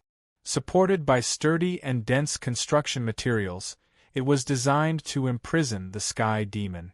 Naturally, the design concept was to ensure that the sky demon could not escape. Such a prison was more than enough to imprison a group of Russians. The two of them casually found a place and came out of the blazing angels. The prison gate was not high enough to allow such a colossus to walk freely inside. All the prisoners wear slave collars. The two of them walked to the square in front of the prison. Courier pointed at the crimson pillar in the center and said, "This is the transmission tower. It constantly transmits microwave signals to all the slave collars. With this as the center, the entire valley is the range that the signal can cover. This is also the area where this group of people can move freely. If anyone dares to escape, their collars will immediately explode the moment they leave the area covered by the signal." Sun Lang smiled. "We must not let Zhang Jianyuan know that there is such a thing in the world." Courier said indifferently, "The original intention of the church when they designed these collars was to restrain these extremely dangerous and destructive heinous criminals. They also stipulated that only these felons could use these cruel restraining devices. Unfortunately, with the passage of time, the original regulations and considerations have been slowly ignored by later generations. Now, all the prisoners in the Gulag department have to wear these things. This thing that prevents them from escaping." She looked at Sun Lang and said, "I'm afraid that this very convenient and useful thing will be used in more extensive places sooner or later. After all, humans are such things." Sun Lang was silent for a moment and said indifferently, "Yes, humans will always force their own kind to do things they don't like to do for their own considerations and interests. It has always been like this. Everyone is like this." Courier seemed to realize Sun Lang's strangeness. "What's wrong with you?" Sun Lang came back to his senses and shook his head with a smile. "It's nothing. Let's go in." The officer who was temporarily appointed as the prison warden came out to greet them. He had been warned in advance and vaguely knew Sun Lang's identity.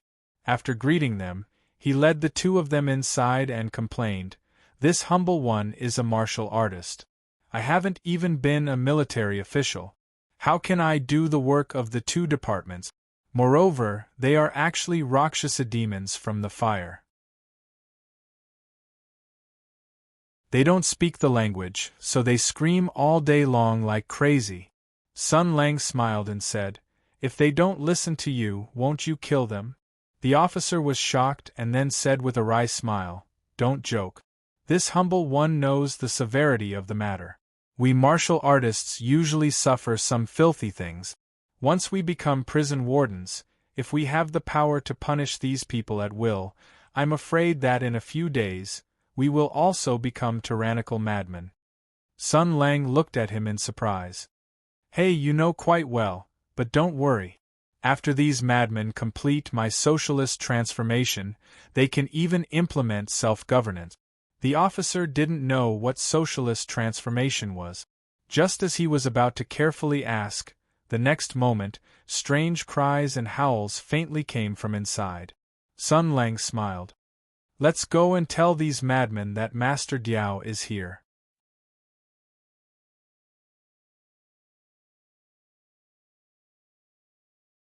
Chapter 520. From the depths of the prison came the sound of wailing ghosts and howling wolves.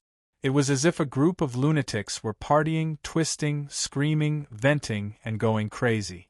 The sound was so distorted and chaotic that it directly caused sensory discomfort.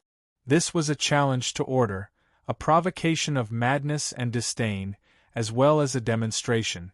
Sun Lang smiled. You're quite energetic, huh? But it was pardonable. These guys were lunatics from the Lihua kingdom. They were defined as felons by the theocratic country and were deemed as unpardonable criminals by the heresy tribunal.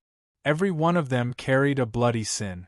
The reason they could still live in this world was because they had certain skills that the church felt they were still useful and needed to fight for.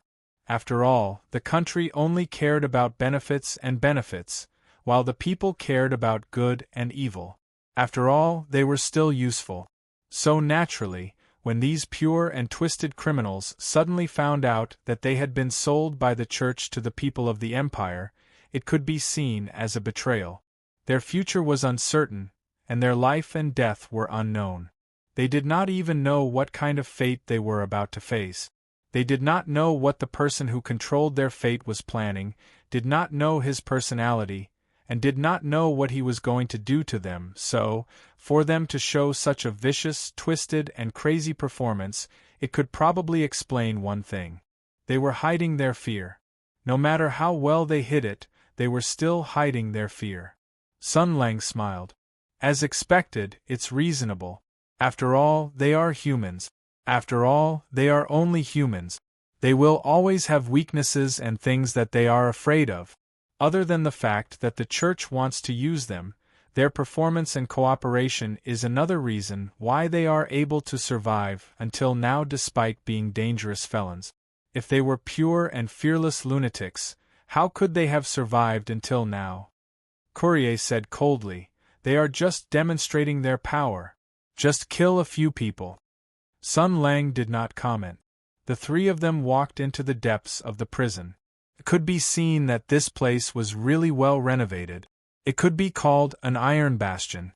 All the materials and construction were chosen with the ultimate goal of imprisoning and detaining the Sky Demon. There were soldiers with sharp swords standing guard at intervals. The group of Li Fire prisoners were locked up in one area. According to the map, it was equivalent to a huge enclosed square. The individual cells were separated by strong compartments. Strange cries and howls came from inside. They were getting louder and louder. It was simply unbearable. Sun Lang turned his head and asked the temporary prison officer with a smile, "What do you think we should do?" The officer hesitated for a moment before saying, "Forgive me for presumptuously guessing, but I'm afraid that you didn't specially renovate this prison and appointed a group of my men to guard it. You didn't bring these foreign devils here to do hard labor. If you were really looking for hard labor, there are plenty of felons in Mingzhou. Why go through so much trouble? Moreover, this humble one has seen these people before. From their eyes, I can see that these foreigners have killed many people. I'm afraid that none of them are ordinary people.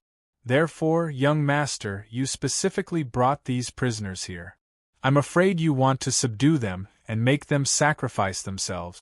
Sun Lang nodded and said, "Go on." Almost encouraged, the officer spoke a little faster.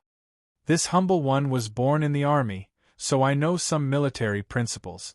If you want to win the hearts of the soldiers and make them sacrifice themselves, you have to use both kindness and power. These Rakshasa demons are barbaric and rude. According to the rules and teachings passed down by the ancient sages, you have to beat them up first, occupy their land, kill all those who resist, destroy their writings and books, and beat them until they are scared and forget their root. Then, You have to educate them with etiquette and tame them with benefits, just like taming dogs. Courier was annoyed by the officer's words, especially when he said, "These Rakshasa demons are barbaric and rude." This made the Rakshasa demon very unhappy. After all, it was normal for foreign friends to be unhappy in the face of the Hudu Empire's bone-deep arrogance. CK your mother, we are also a civilized and powerful country, okay? She snorted and said, "You people of the Empire have a lot of tricks. Using kindness and power, wasting food. Sun Lang, you just go in and beat them all up. If they don't agree, kill them. Kill them until they are convinced." She glanced at the officer and said proudly, "Slalos are not so particular. The strong are respected and the weak are obeyed. Look at the wolf pack on the ice field. Does the winner have to appease the loser? Human beings are also animals. Human beings have the instinct to obey the strong in their bones. That's all." Sun Lang yawned. In other words, I have to casually walk into the twisted madness and laughter of these guys and behave very plainly in exchange for their more wanton mockery and provocation. Then, when they laugh weirdly, I have to casually throw a punch and smash the few people who are shouting the loudest into meat paste. Then, I will release my domineering aura and suppress them all to the ground with my powerful pressure. Then, I will tell them in a domineering voice, "Submit or die." Courier's expression was a bit subtle. This is undoubtedly a good way to deal with them, but why does it feel a bit weird when you say that?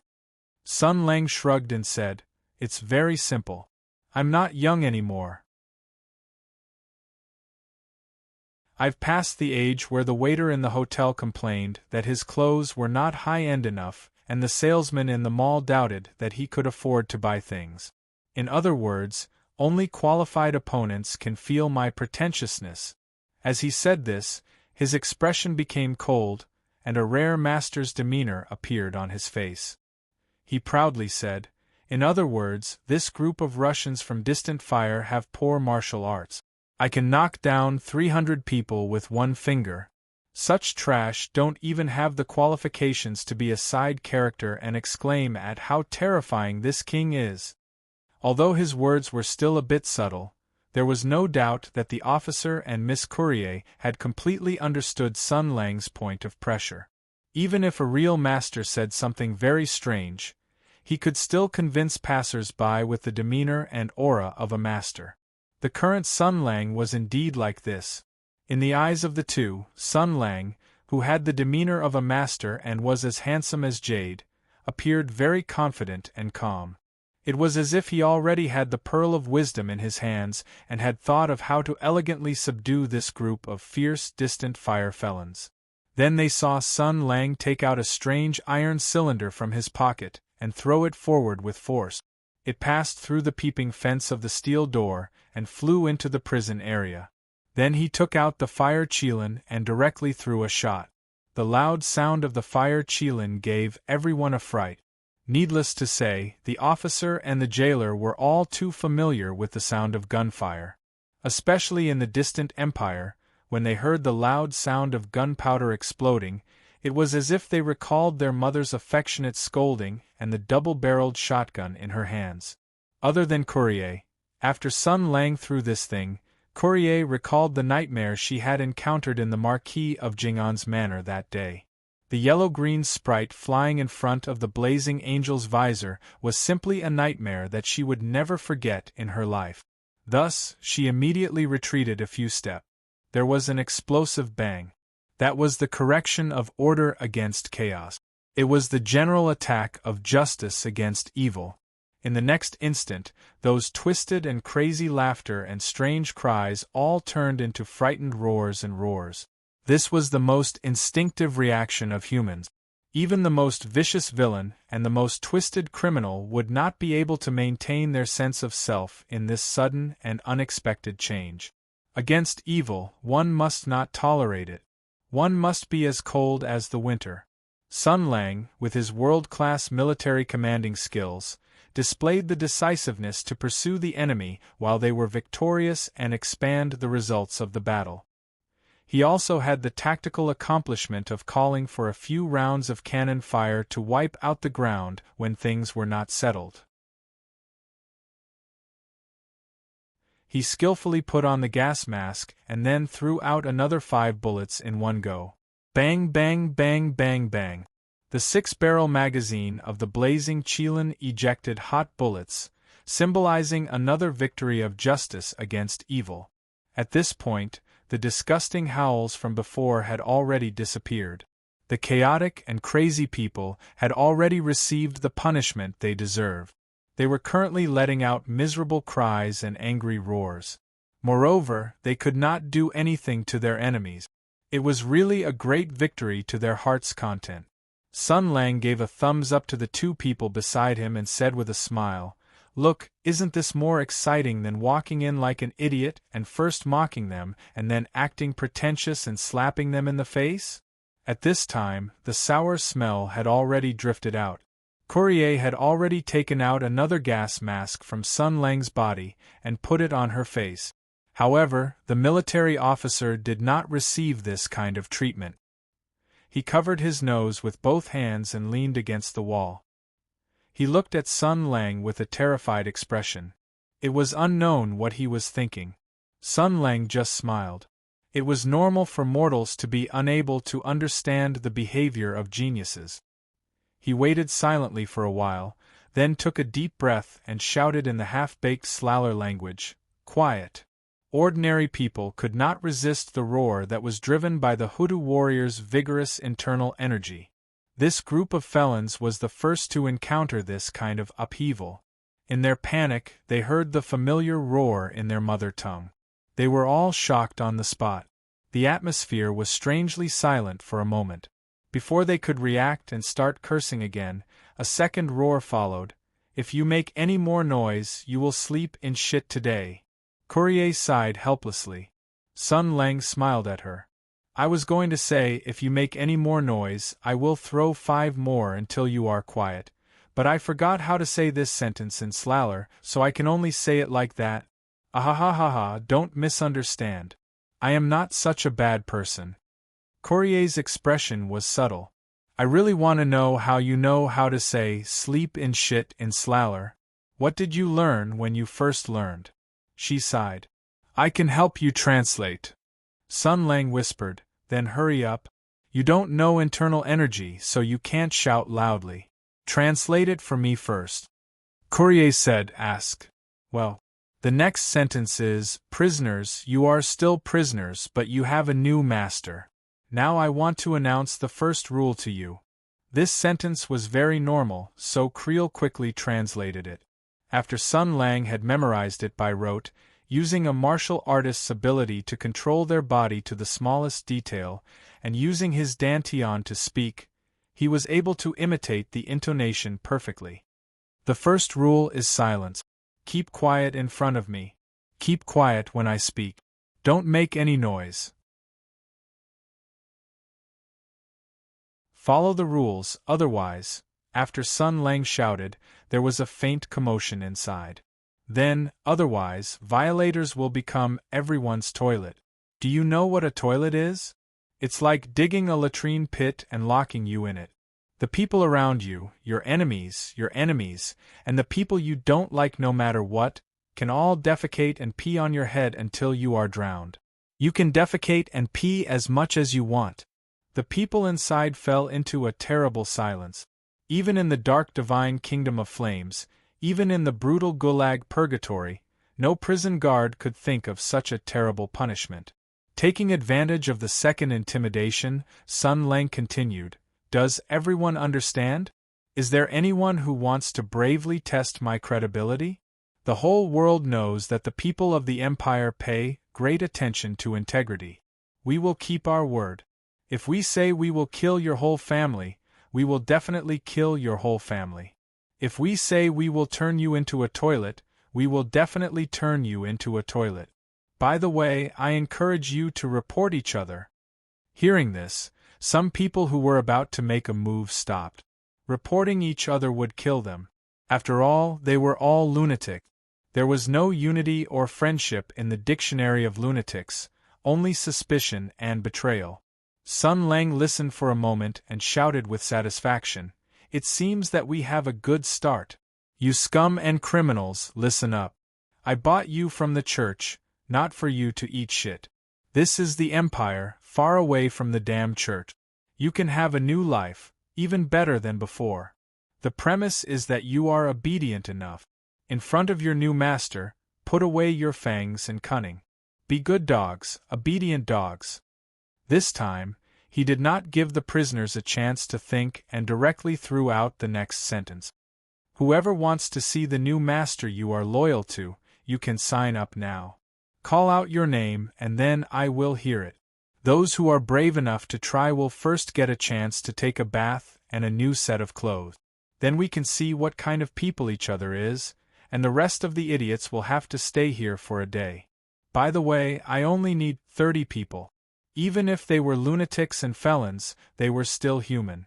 After all, they were human. In an instant, no matter what kind of mentality they had, no matter what kind of plan they had, many people fought to be the first to shout their names." Sun Lang listened for a moment and then repeated the first 30 people, who shouted out the names of the first 30 people without missing anything. "Well, the dogs who have been liberated from the shit pit, someone will soon let you out to take a bath. Are you surprised? Like I said, as long as you make a sound, I will be able to hear it." Then he smiled and said, "By the way, take it as a meeting gift. I will kindly remind you to pay attention to the first rule, silence." Those who were not chosen and wanted to roar out in protest were immediately intimidated by a mysterious force and obediently shut their mouths. They were unbelievably quiet. After all, if it was just being hacked to death, these people were not very afraid of death. But that kind of terrible punishment, no one wanted to try it. Sun Lang turned his head and smiled at the two of them. "You see, compared to directly going in and beating people up without saying anything, isn't this method more elegant and civilized?" Courier was already speechless. Sun Lang took out the prison map that the officer had given him before and used his fingernail to mark the location of the 30 people's cells. It was a simple skill to determine the location by listening. He said, "Take a few people and bring these guys out to take a bath and change their clothes. Also, pay attention to safety. Although these old Russians don't know internal energy, they still know how to fight and kill. Don't fail miserably." The officer blinked and looked inside again. The horrible smell was almost tangible, like a demon baring its fangs and brandishing its claws, grinning at him. His voice was still tinged with fear. "Me?" Sun Lang rolled his eyes. "Nonsense, do I have to do this kind of rough work myself?"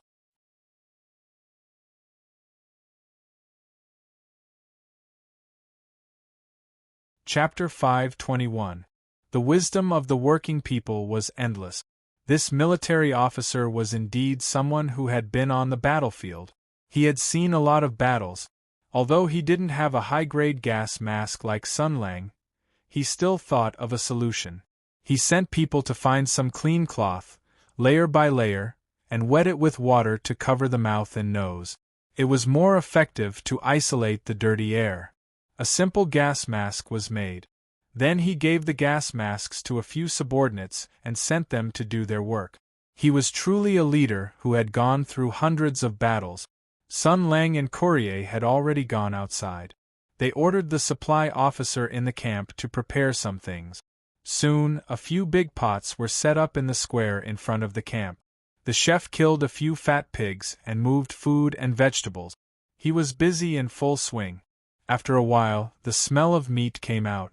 After a while, a shout came from the prison.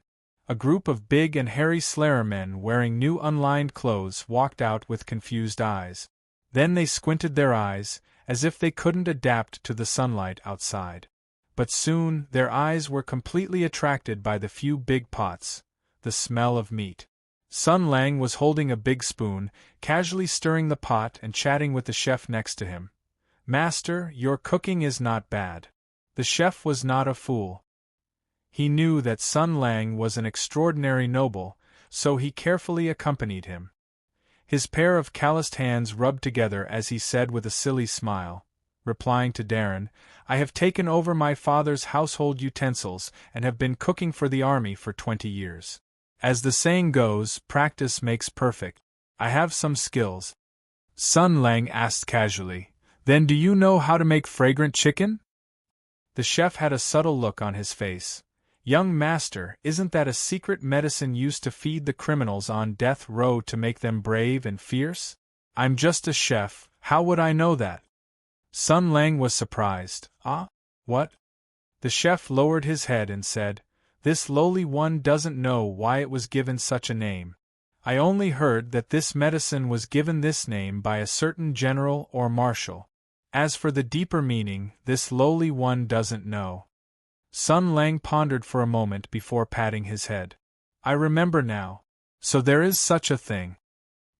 He saw that the 30 selected Slaller fierce men had already arrived at the plaza. Many of them were looking left and right. Their eyes were drifting, and no one knew what they were thinking. Sun Lang waved the spoon in his hand and then said with a smile, "Hey, dregs from Flaming, I'm your new master, a citizen of the Empire. I know you're probably very hungry because I specifically told you not to fill your stomachs yesterday. But today you're lucky because you shouted at least 0.1 seconds before those idiots in the pile of shit. That's why you're standing here." Sun Lang waved his hand and the cook placed 30 bowls on the table. Then, he smiled at the 30 men and said, "Line up in a long line. Everyone take a bowl, and come get the steamed buns and meat." The men didn't make a sound. They looked at each other and didn't move for a while. Sun Lang was still smiling. "When you first came out, you listened to my words and became very quiet. I'm very pleased, so I'll give you a generous reward. Now I'll announce the second rule. From now on, my orders must be carried out without hesitation. Because of your good performance, I won't punish you this time. But next time, you won't be so lucky." He thought for a moment and added, "By the way, there's a moral accusation in the Empire. It's called torture. It means that if you don't educate people in advance, you can't do something like that. When the person makes the mistake, you can't do it. This is the mainstream moral view of the Empire. But I don't buy it. For scum like you, I like to wait for you to make a mistake and hit you until you feel the pain. Then you'll know that it's really not okay." He still had a smile on his face and repeated, "Line up in a long line. Everyone take a bowl, and come get the steamed buns and meat." This time, everyone moved much faster. They looked at each other and quickly lined up in a line. Without any unnecessary movements, they cautiously picked up the big bowls on the table and looked at them curiously. Then, they walked toward Sun Lang. Sun Lang was like a waiter in a university cafeteria, with a gentle and sincere smile on his face. But under this smile, there was a leisurely feeling that everything was under his control. That pair of fiery eyes could instantly distinguish whether you were a man or a woman, whether you were beautiful or ugly, and thus decide whether you would land on your plate, whether it was a few large pieces of good meat or vegetarian dishes that even monks would find bland. He looked at everyone gently. His eyes were full of kindness and friendliness. One after another, people walked in front of him and took a big bowl of meat and 2 big steamed buns. Some of them even thanked him. Very quickly, a man with a simple and honest appearance walked over. He was strong like an iron tower, and he gave Sun Lang a simple and honest smile as he said shyly, "Honorable master, 1 bowl isn't enough for me. Can I eat more?" Sun Lang smiled and said, "Of course. How much do you want to eat?" That Slaller touched his head and smiled embarrassedly. "I want to eat all of it." Sun Lang was stunned for a moment before he laughed. Before his voice died away, the honest-looking man's face turned into madness. With a bang, the big bowl in his hand was crushed into several pieces. The sharp fragments were like flying knives that rushed toward Sun Lang's throat. Then, he kicked the boiling iron pot over. The boiling soup, the red-hot bottom of the pot, and even the fiery red charcoal were poured toward Sun Lang. All of this happened too quickly. Sun Lang was standing beside the iron pot, and the boiling soup immediately poured out. The momentum was so fast that there was no way to avoid it. The burly man's face had already revealed a complacent and evil grin. Even the others were getting restless, and they were about to start snatching the weapons of the surrounding guards. Sure enough, a group of lunatics. At this moment, a familiar voice sounded. The proud and evil smile disappeared in an instant. Everyone was stunned where they were. They saw a scene that was beyond their imagination. The overturned iron pot, the splashing charcoal, and the boiling water in the air were still in their original state. Clearly, it only took a breath for the iron pot to fall to the ground. The charcoal would splatter everywhere, and the boiling water would splash to the ground with a sizzling sound. But none of this happened. The imagined screams were also not heard at all. It was as if an invisible hand had stopped everything in the air. It was as if time had suddenly stopped. Then, the charcoal that stopped in the air fell to the ground. The iron pot returned to its original position. The boiling water and dishes fell. The flames licked the bottom of the pot as usual, making sizzling sounds. Sun Lang looked at the brawny man in front of him and smiled. The brawny man who pretended to be simple and honest felt his life was instinctively threatened. He wanted to take action immediately. Whether it was to resist or escape, he could not sit still and wait for death. But he immediately revealed a panicked expression. This was because an invisible force controlled his body, making him unable to make any movements. He only heard the damned Empire person in front of him say, "You just said that you want to eat all of it? Okay." Then, the boiling meat soup in the pot was pulled by an invisible force. It was like the water in a lake that was swept up by a tornado. It was filled with water vapor and rose into the air. It still maintained the boiling temperature and made a strange sound. The man finally revealed a look of horror, but his body strangely rose. It was as if an invisible monster had grabbed his neck and slowly raised him into the sky. He could only watch in despair as death approached. His eyes finally turned into horror and even pleading. The boiling water was already very close to him. Then it stopped. The ecstasy of surviving a disaster appeared in the eyes of the Slaro man. His expression was no longer pretending to be simple and honest, nor was it crazy and fierce. Instead, it was docile, fawning, and flattering. "Do you think that I will let you go and let you escape? Then, you will be grateful and loyal to me?" Sun Lang smiled. "I'm sorry, but I never give a second chance to a traitor. Never." The boiling hot liquid rushed into his face. It drilled into his mouth, nostrils, ears, and even eyes. It burned his skin, mouth, mucous membranes, and even his throat and digestive tract. It drilled into the man's body. He was still imprisoned in midair, like a criminal who was publicly executed. His 4 limbs were firmly fixed in the air. He struggled crazily and screamed crazily. However, he could not move, nor could he shout out any sound. The boiling hot meat soup continued to drill into his body. The Slaro man's body swelled up, and his stomach slowly expanded. His originally incomparably majestic body almost became a hot water ball that would burst with a poke. His clothes were stretched open, and his skin all over his body turned red. There was silence in front of the square. One could even hear a pin drop. The cook who was in charge of cooking had long been scared to the point that he went limp at the side. Even the Empire soldiers who were in charge of guarding showed uneasy expressions, let alone the prisoners. Their restless thoughts disappeared almost immediately. No one was willing to do anything stupid. No one wanted to die like this. There was no scene more intimidating than this. Pouring hot water into a prisoner's mouth was considered a form of torture that humans could teach themselves.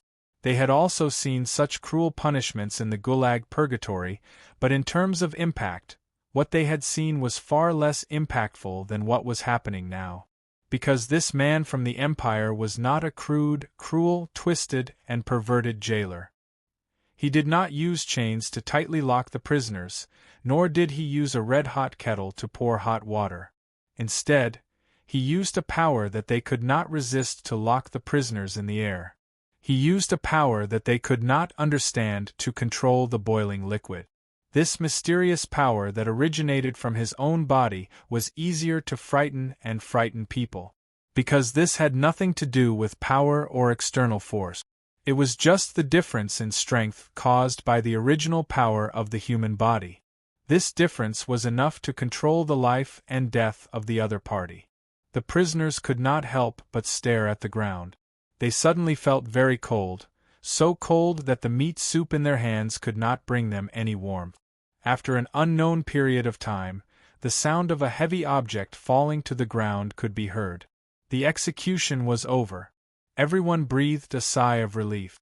However, Sun Lang's voice immediately rang out. "I just said that because you all kept quiet, I won't punish you for not being able to quickly carry out my orders. However, I can't say for sure the next time. I will do what I say. Therefore, I will announce the third rule." He looked at the military officer on the side and pointed to 4 people in the crowd. "That guy, kill the 2 in front and the 2 in the back." Although the accident that had just happened was an uncontrollable factor, according to the rules of the officialdom, it was natural that the jailer did not discipline the prisoners well. At this time, the military officer was on tenterhooks and had a belly full of anger. Hearing this, he did not say anything and snatched the Feng's widow from the hands of a soldier beside him. He rushed forward and slashed down, cutting off the head of a Russian who was still in a daze from his right shoulder to his left waist. Half of his body was cut off along with his head. The second Russian stared blankly for a moment and wanted to resist, but his martial arts were not too brilliant. Moreover, the other party was still holding a weapon. The military officer turned the hilt of his saber and slashed diagonally with the pole. With a crack, he broke the other party's left calf and forced him into a half-kneeling position. Then he swung back and chopped, and the head immediately fell to the ground. Then he dragged his saber and rushed forward. His movements were extremely fast, and he rushed to the front of the 3rd and 4th Russian. Using his left foot as the center, he exerted force with his left foot and channeled his strength into his waist. His arms took advantage of the momentum, and the saber drew a sharp arc and swept across the waist. Blood splattered, and amidst screams, the last 2 people were directly cut in half at the waist. Their upper bodies fell into the dust, but they were not dead yet and were still crazily screaming in pain. The Earth Hutu revered martial arts. To be able to become the commander of an army was undoubtedly a martial arts skill gained from fighting on the battlefield. Killing these Slalos who did not have guns and cannons in their hands was easier than killing a bull. In a moment, the corpses of the 5 people on the field were strewn on the ground. This time, there was no commotion or screams. There was only subconscious retreat and silence. Sun Lang said indifferently, "The third rule is that from today onwards, you will be in a group of 5. If someone commits a crime and the others do not report it, their crimes will be the same. Those who report it will be rewarded generously. In other words, you must at least learn to be united. If you want to do something, remember to link up in advance. Since you're all going to die anyway, why not do it together?" Thus, they would be on guard against each other to prevent their companions from courting death and dragging them down. If they linked up with each other, it would increase the risk of being exposed because those who reported it would be rewarded generously. The key point was that they were all madmen. There was no unity in the dictionary of madmen, only suspicion and betrayal. Thus, it was very stable. A simple variation of the prisoner's dilemma. Sun Lang reached for the spoon on the side and walked to another big pot. "Come, line up. Fill up the rice. Once you're full, we'll continue." This time, everyone's movements were straightforward and neat. While the Russians were eating, the soldiers had already carried away all the corpses and cleaned up the scene with water. Then, they brought over a chair and a small table next to it.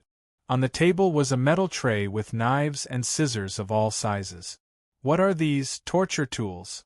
What does this Empire man want to do? The Russians were anxious, but then they saw Sun Lang put on a white coat and reach out for a knife.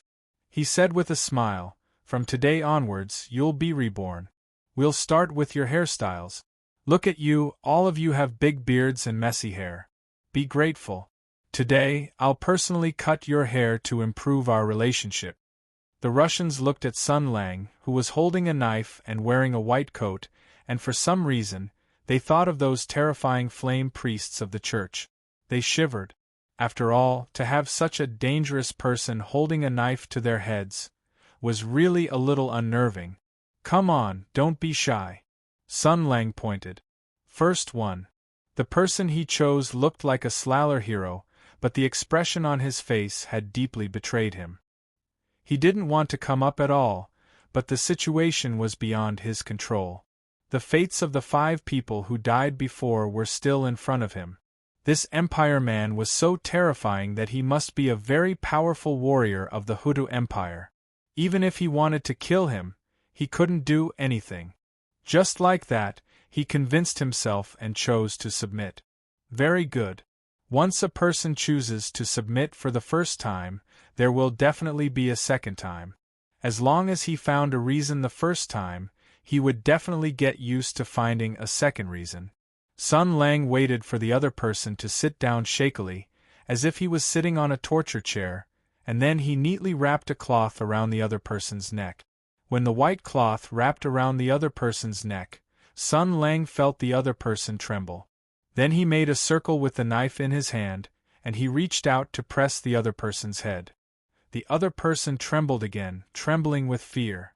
The knife lightly cut off a piece of hair. The other person was trembling for the 3rd time. He was pressed into a chair by a temperamental man who could kill him at any time, casually fiddled with his head and cut with the knife. His scalp could even feel the chill of the knife. He was completely unable to control his own fate. He didn't know if he would be killed. He didn't know if this cruel Empire man, who could lock people in the air and burn them alive with boiling water, would be unhappy and directly stab the shaver in his hand into the top of his head. Fear. It was like a long torment. Sun Lang still maintained his smiling appearance and chatted with him. "Zhang Laosan, let me ask you." "Okay, no, what's your name? How old are you? Where are you from? Who else is in your family?" When he shaved the other person's hair and beard clean, this strong man with a strong physique and fierce eyes almost staggered back to the group. He looked like he was about to collapse, and his teeth were chattering as if he had done 30 deep squats in a dragon's mouth. Sun Lang smiled and waved his hand. Next. Soon, the remaining 25 Russians were all bald. Wu Kechuan. They looked at Sun Lang with eyes that no longer had the madness and recklessness from before. Instead, it was fear, avoidance, and a faint fear. A meal of meat, 5 lives, and 25 bald heads. Sun Lang waved his hand, and another 25 soldiers each came over with a stack of clothes. Sun Lang looked at Wu Kechuan, who consciously stood up and said loudly, "Congratulations, you bastards. Your performance has proved that you have the potential to be hunting dogs. Now, put on your new clothes." Looking at these Russians clumsily putting on clothes and shoes, Courier, who had been watching from the side, came forward and said softly, "I never thought of using this method to root fear and establish prestige." Sun Lang chuckled. "It's still early. It's just sowing a seed."